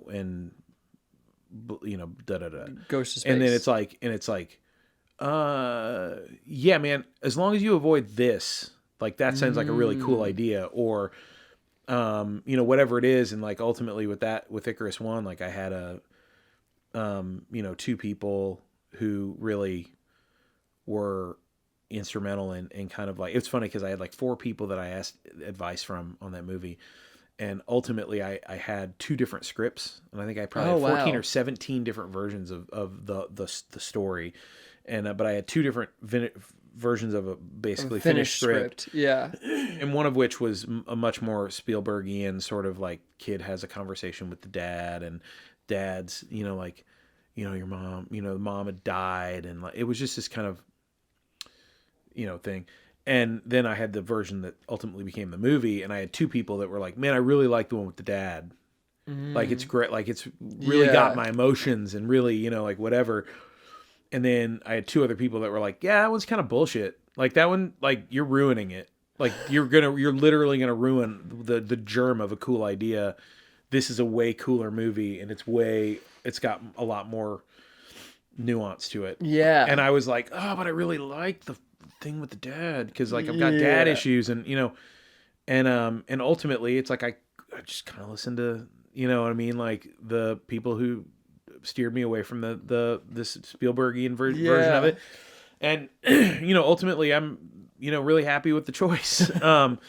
But even then, like I remember when I did Two Sisters and I was in the edit, and like I would bring Todd Norris in, who I really absolutely think is one of the best filmmakers in Kansas City, and just a good friend, and I can't say enough about him and about his skill level and about his just as an artist and a storyteller. Yeah. And he's an incredible editor to boot. I mean, he's a great cinematographer, great director, and but he's a really, really terrific editor.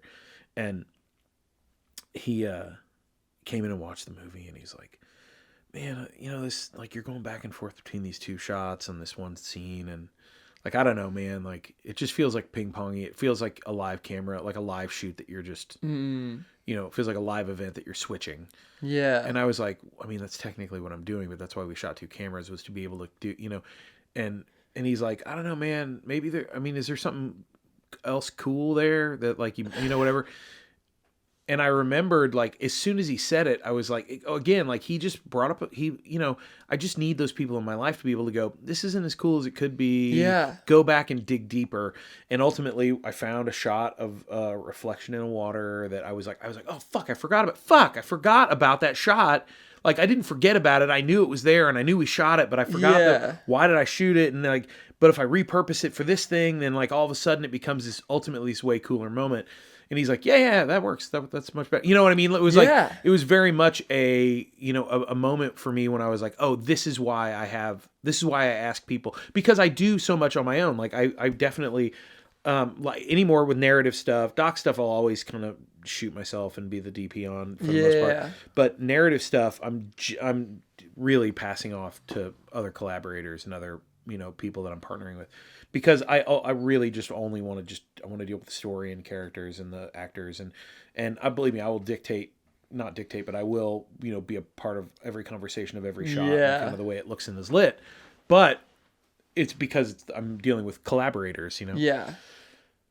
That's like as an editor, because it's like I can't afford to pay anybody to be as obsessive compulsive as I am about every single frame, Yeah. I think that's like what I love about like working with in collaboration constantly with Lolo, is that like we always like we'll write up a script and the other one will be like, well, this is cool, but like all of this is garbage. Let me write it my way, and then like we'll take it, write it our way. That's and they're like, no, you ruined it, and then we just go back and forth.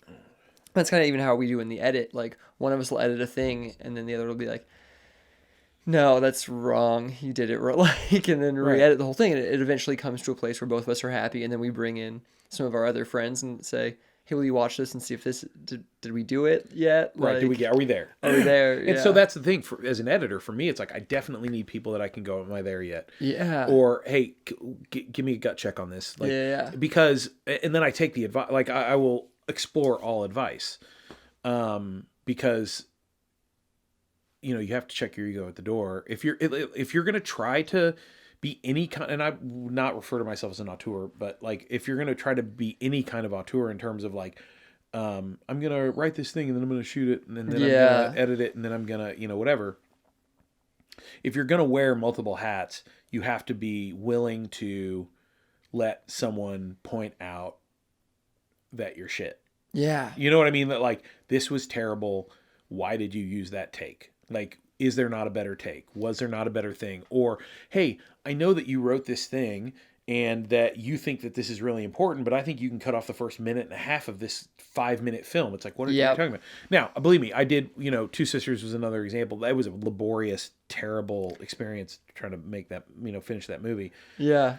But I did have somebody, it was a 17-minute movie, I think, and somebody was like, yeah, man, like, you could probably cut 8 or 9 minutes out of it. And I was like, fuck, I can. Like, what are you talking, like, yeah, motherfucker, you are crazy. I mean, we have a feature film that hasn't been, like, released really for anyone to see. And it's because I would say we did the worst job at collaborating on it. The script was written by me, the piece is directed by me, and then we kind of did a edit that was very guided by me. There was too much me in the project.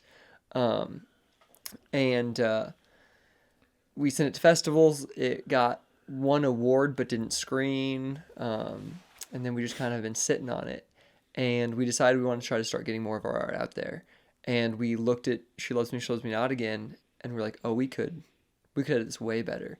And so I let Lolo take a pass at the 2.5-hour movie that it was, and it's now 1:45. That's great. And it's so much better. But like those were all things that like I would have never cut. Right. Because I didn't have the eye and the decisiveness. Everything was important when I made it, and I shot all those scenes because they were important, and they were in the script because they were important, but they're not. It becomes that's the thing, is it becomes that thing where you're like, oh, the what's the cliche, that you have to kill your children. Yeah. I mean, there really are like, oh man, but I mean, how long it took us to get that set up? Yeah. And it's like, yeah, well, who fucking cares? Like, who cares? Like, yeah, I don't care. When you're watching the movie, nobody gives a fuck. Nobody cares. So, Bill Gilbert is a very kind of a notable name in the Kansas City film galaxy or whatever. So Bill owned this script company called the Gilbert Group, and it was basically like Gilbert and Lights On. Those were the two grip houses in Kansas City. And Bill Gilbert was this kind of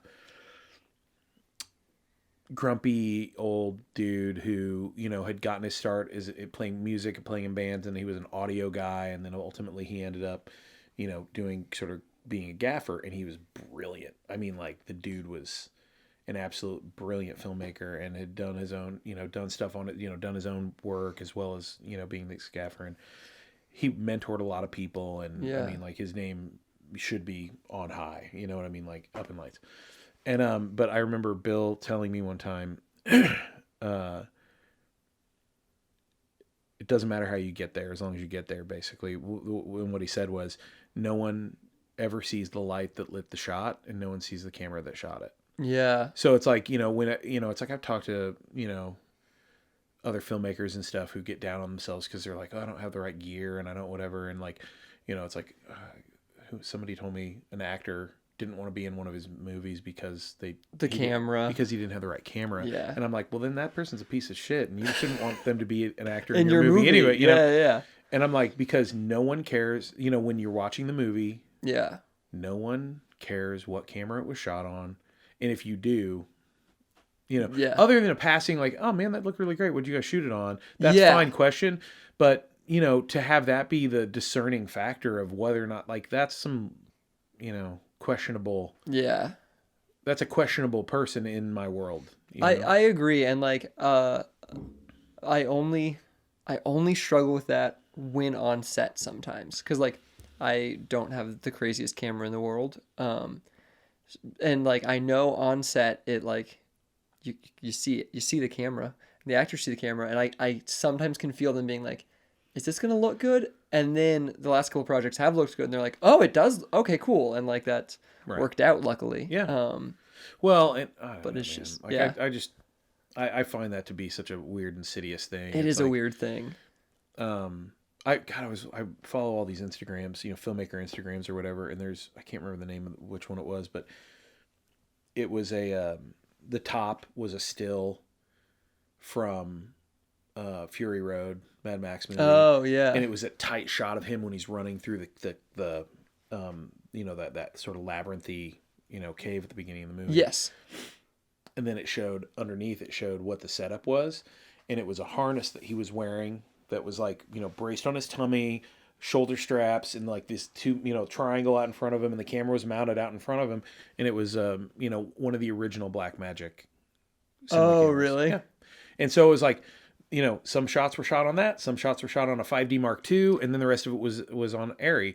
And it's like, look, every tool, every single thing, every camera, every lens, every whatever is a tool in your box, and you just need to know when to pull it out. He's even talked about how some of the action shots in like some of the car chases, he had DSLRs hooked up. Yeah.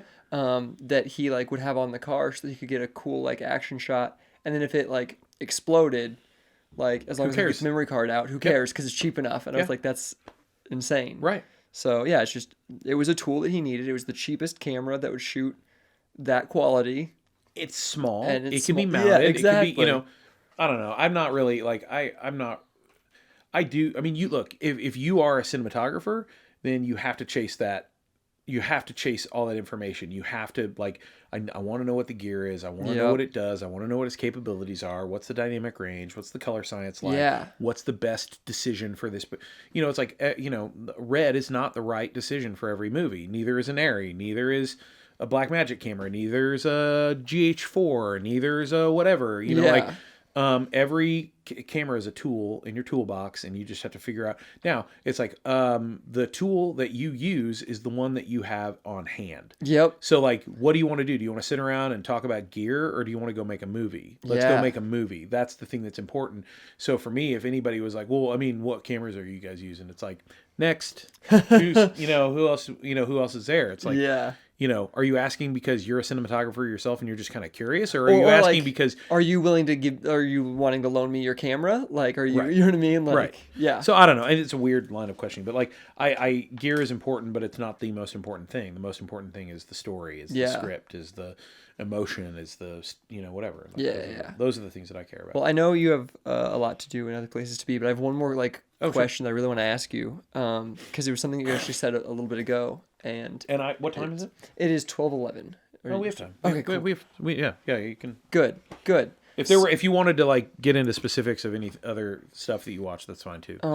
This has been great. Okay. This has been wonderful. But something that I was really interested in is you talked about being less prolific in your creation of your films, and I see it because like you don't put out a lot. And I was just curious on I'm not curious. I'm trying to figure out how to phrase this question. I apologize. I'll probably edit this to make me sound better. Um, but I know personally that like I already put out a bunch of stuff all the time, and I'm trying to even be more prolific with what I put out. And I think that's because the culture and the landscape of like the internet is so quick and the attention span is so low. I personally worry about being lost, or forgotten, or like unsubscribed. You know what I mean? Sure. Like, oh, they didn't put anything out, so I'm done with that. Like, and I wonder where you get the comfort of like being like, well, I don't, you know what I mean? Like, I can just make the movie when it's perfect instead of just, I worry like, oh, if I put out enough, if I keep putting out, it'll get more views and the next one will get more. And then like, if I'm constantly at a festival, if I'm constantly putting something out, but like you are stoic and a genius and well, that's you're just like I'm not creating stoic, maybe not a genius, but you're comfortable, it seems, to just create the piece that you want to create, instead of thinking, well, I need to keep making. In a world of personhood being a brand, Yeah. I don't want to water down my brand. I would much rather put out 5 really, really great short films Yeah. than 15 mediocre short films and 5 good short, or like 10 mediocre ones and 5 good ones. Yeah. Because I want people to know that it's like, if I put something out, they can click on it. It's gonna be good. And go, oh shit, that was really solid. And you know, again, I just feel like I it's not that I have made things that I don't put out necessarily. Yeah. It's that I try to vet the idea before you even get into before production. I waste any time in production. Let me think how to answer that question. So my writing partner Trey Hawk, and I are writing a feature, and it will be the first feature that I direct. Okay. And are those wheels in motion? Yeah, Yeah. I mean, we're on. I wouldn't say our final draft of it, but we're on. Wow. We're pretty far. I mean, we're pretty well. Yeah. Are you doing that here in Kansas City then? I don't know. We'll see. Okay, I mean, like cool. we'll see. Yeah. I mean, it takes place in Kansas City. Okay. And depending on, a bunch of monopoly money factors, what I mean? Like, who knows? Yeah. But I think that there have been times in my life where I probably could have ramped up a feature to make a feature. Yeah. And I didn't, because I constantly was like, I want to make another short. I need to get better. Like, I just wasn't there. Yeah. And I didn't feel like, and I'm talking about like, in my mid 30s, I probably should have made a feature by by modern standards or whatever. And I just didn't do it. And it was one of those things, like, I kind of regret. It's so hard to answer this question. Because I don't live in a world of regrets, but part of me regrets not having made terrible features. Okay. And part of me wants to never make a terrible feature. Yeah. So like, all I wanted to do was like, look, I want to do another short. I want to do another short. I want to keep honing my craft. I want to, I really want to know how to direct actors and relate to actors. I really want to know how to yank every nuance I can out of a moment. And the way that you do that is by giving yourself a controlled environment of, 5 minutes or 6 minutes or 3 minutes or 2 minutes. And even now, like, my professional life is that I direct TV commercials. So it's 30 seconds. Like, how do you yank emotion out of 30 seconds or get a laugh out of 30 seconds? How do you figure that out? And make a connection of some kind. Well, but that's just it. It's like a genuine human connection. And, So because of that, like it's not like through any noble old guy wisdom or anything. It's just like it's just that I just don't. I believe in it enough to not do it poorly. So to that point, like, or not to that point, but to kind of harken back to an earlier conversation, about a year ago, exactly, a little over a year ago, I made a conscious decision to kind of put playing music aside. Okay. Because I had this band and I recorded a record, and we still haven't put the record out, and the band kind of fell apart, but it was kind of always because I was the songwriter and the singer, like I could put different people together and it would still be the same band. Yeah. And, I have a buddy who's trying to kind of do the exact same thing. He plays guitar and sings, and he's like written a handful of songs, and he has a band name he calls himself, but it's just him. Right. And he's now trying to look for some people to fill into his band. And this was a proper band. I mean, it was the same four people, but it, ultimately I just, I'm too old to kind of like, oh man, me and these four guys started this band, and then the band breaks up, and then I have to throw out all those songs. Like, I'm not a prolific songwriter either. Yeah.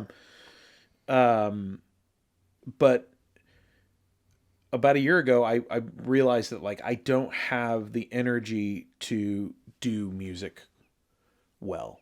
And it's not that I don't have the ability to write a great song or perform it well.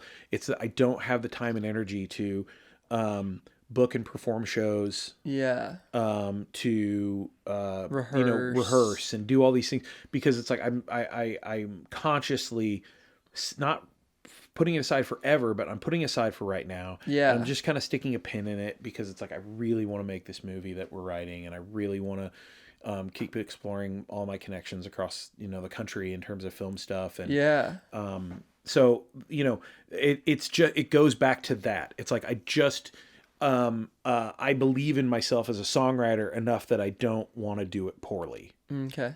And water my brand down. Like, and I hate saying that like that, because it's like I genuinely hate that idea of like, oh, I'm a you're a brand. Well, I'm a that's brand. Unfortunately the world we live in. But it's the world that we live in. But it's like I don't want to water down people's perception of me as a musician by doing it in a shitty way, or not doing it far enough or hard enough or with enough passion. It's like I want to put all of my energy into being an incredible best filmmaker that I can be, being the best commercial director that I can be, being the best person that I can be in terms of dealing with like clients and agency and stuff on my professional side, and being the most incredible like leader of a team that I can possibly be in terms of directing film and having the idea and putting it all out there. So I just and none of it, like, I guess some of it stems back to just like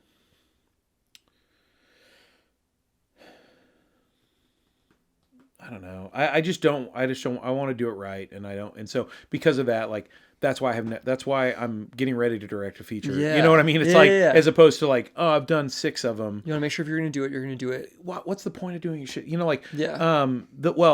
the answer is, but the thing about it is like that is absolutely one way of looking at it. The other way of looking at it is like, yeah, man, but if you had done 6 of them, at least you could prove that you've done 6 of them. So it's like when I'm,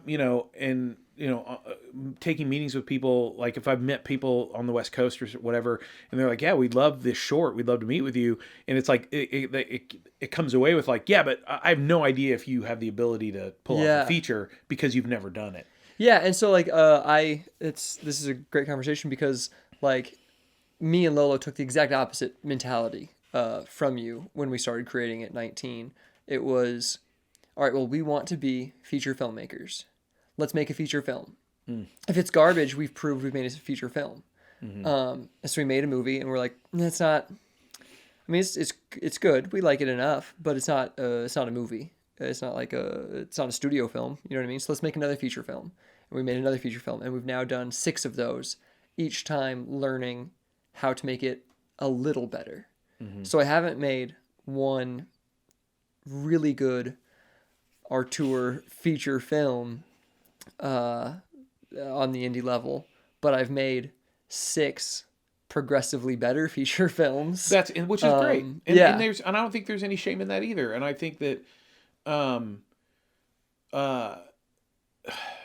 I really, really believe that, and also, and I'll just say this too, that for years, like my aspiration wasn't necessarily my down the road aspiration was, I want to make a feature. I want to make features. I want to be a feature filmmaker. But at the time, for about 15 years, it really has been like, no. All I want to do is make short films. Because it's the same reason that I love Elvis Costello and I hate Rush. Like I like, don't bore us, get to the chorus. Like I just want I want pop songs. I want to make these really just like really great in and out. Boom, short film. Like, whoa, that was fucking great.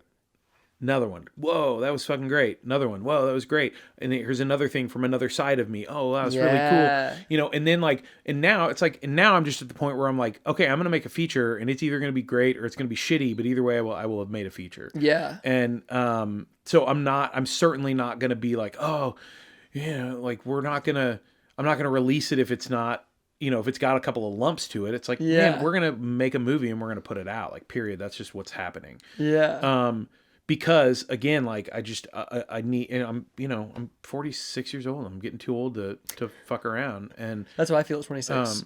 Well, hey, great, but I just don't, I really genuinely don't have time to waste anymore. It's not that I've wasted time, but some days I feel like I wasted time. Yeah.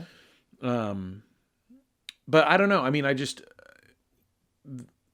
know. If that answers any of those questions. It did. It definitely answered that question.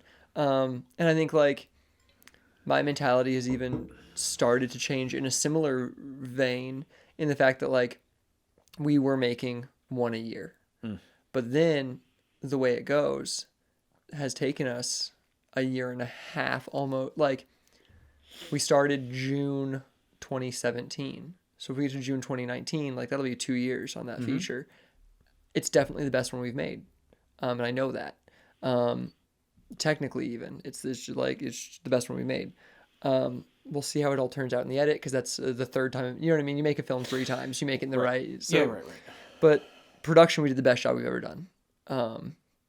And now, the normal pattern would be, we would start pre-production and production for the next feature while we're editing the last one, because that's what we've done for all the others. And me and Lolo are both kind of sitting here going, I want to take a beat. I want to take a minute, really plan this next script. Pick the script that we can make the best script that is doable at where we're at right now to make a really good feature. So, and that's that thing. So I don't know if you've read this book yet or not, but you should. It's the Duplass brothers wrote a book called Like Brothers. Oh my God. So good. And, oh my God. And it's like, I feel like I have always adopted that idea of the available materials method of filmmaking, where it's like, I'd look around and I'd go, okay, well, I have these actors and I have this location that I can use, and I have these available things to me, and let me try to figure out a way to tell a story that incorporates those things. And like, I'm not trying to tell a story that's too big for my britches. Really. And of course they did it, they did their short and then they immediately did a feature that won Sundance. You know what I mean? So it's like, but again, like their first 2 or 3 movies, like none of them cost more than $10,000 or $15,000. And it's like, why? How is that? Because they used what they had. And they looked like shit. Their movies looked terrible. And they, but they knew to spend money to make it sound good. And they knew, whatever. Yeah. And they were just really brilliant writers. Like they had really brilliant words and great script. And so it's like, that to me is the thing, is like, okay, well, after you guys finish this movie, put it out, let people figure it, see it and whatever. But then just like, to your point, like, just take a minute and like make sure that like, hey, we're going to write a script that when people read it, they're like, holy shit, this is bulletproof. Because that should be your next step. Yeah. Not to like, okay, let's add another step. You know what I mean? Like, And then the other thing is like, stop trying to do everything yourself. You've done 6 movies. You proved it. You proved that you can do it all yourself. Take your hand off the camera. Yeah. and go find somebody and go, hey, look, man, like you're a brilliant cinematographer, and here are 6 movies that we made. We've proven that we're going to see this through to the end. Yeah. And you know what, whatever, here's this script. If it connects with you, we want you to shoot our movie. And because I feel bad asking people for their time. What are they going to say? No? True. I mean, big fucking deal. So they say no. It's like, what, okay, cool. Well, thanks for, thanks for even taking the call. And, I guess you're totally right. I mean, that's been the biggest hang up of this podcast, has been, and why I've given it to Lolo to start scheduling it, is because like I get stuck in like, I don't want to bug Anthony. I don't want to bug him to like come talk to me for a couple hours. Right. And she sent me a message, and within 13 seconds of seeing it, I said, yeah, of course I'll do it. I know. Yeah. Yeah. But, that's why it hasn't been consistent. Is because like I'll get a couple interviews lined up, and then I'll do them, and then I'll release them, and it's great, and I love doing this. And then I'll be like, well, these are all the people I would bug if I wanted to, but like, I'm learning. It's just you have to ask people. You have to. Yeah, and the worst thing that's going to happen is somebody's going to say no, and big deal. Like, so what? If they say no, then they clearly are not your person. They're not. They're not your team. So find someone that is. Yeah. Or build someone. If you can't find someone. What do you mean by build someone? I'm just so intrigued. It's that idea of like, hey, look, me and 4 friends love movies. True. It's this. It's like, hey, you know what? I fucking love punk rock, and I'm going to start a band, and none of us can play our instruments. And it's like, my mom bought me a guitar for Christmas. Yeah. And, this guy's brother has a drum set, so he's going to be the drummer because he's got access to being a drummer. Yeah. And then, do you think maybe like let's work all summer long at the car wash, and we'll buy Mike a bass. Yeah. And Mike will learn to be the bass player. So it's like, you just build somebody. Yeah. Into that thing where it's like, it's like figure it out to where you're like, okay, look, this friend of mine who I know has shot things that look good and whatever. If I can take every single thing else off their plate other than making this look good and sound, good and be lit well, then, that's your guy.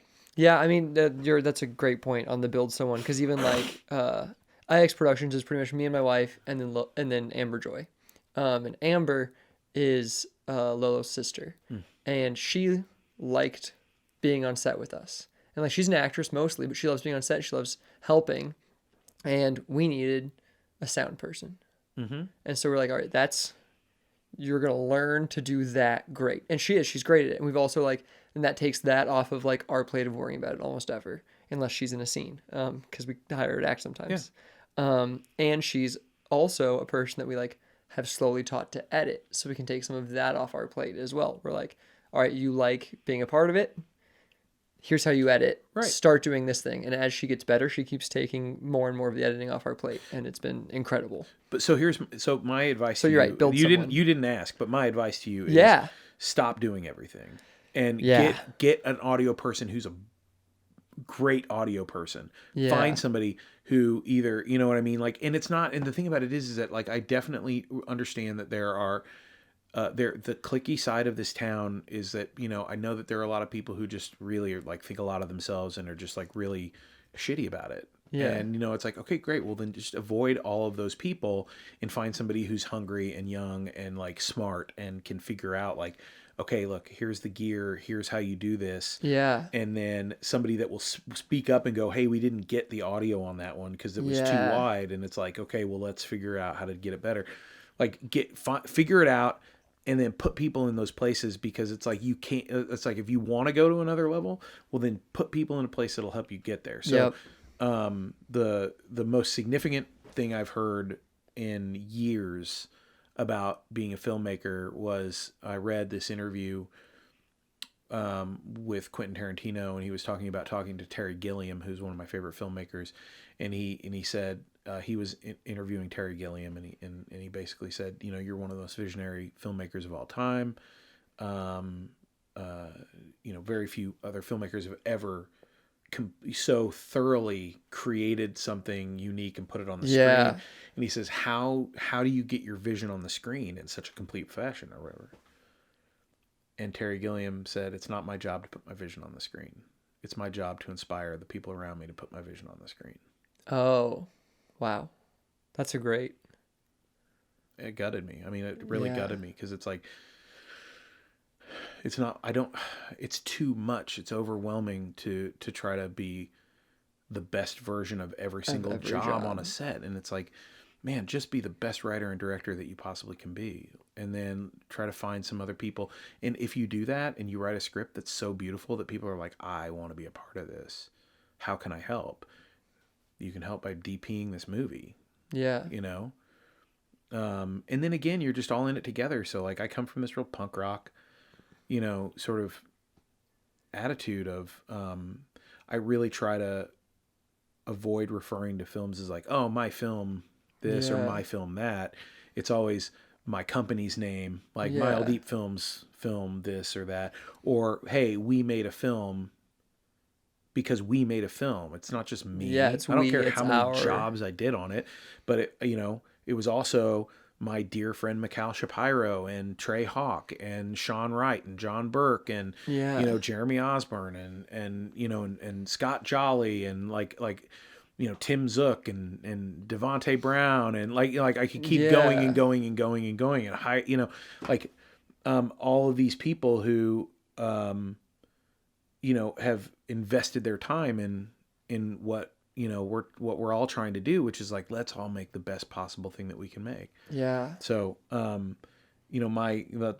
the deal is like, you figure out how to put people around you that are willing to,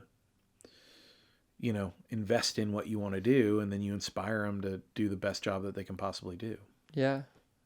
Well, I think that's a beautiful way to end this. That was awesome. Man, thanks for having me. I really appreciate it. It's been great getting to know you a little bit better.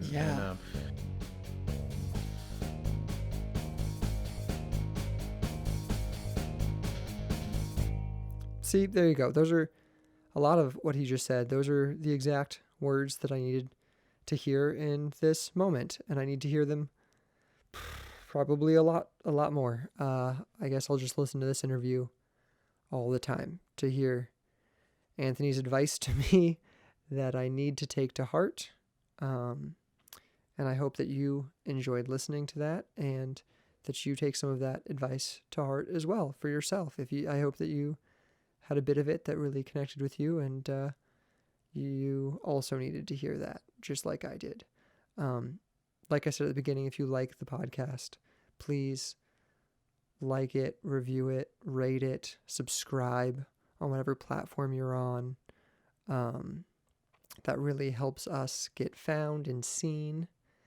And like IX Productions on Facebook, follow us on YouTube, do all of those fun things, because that all helps us make more of our art. And thank you so much, and I'll talk to you later. Bye.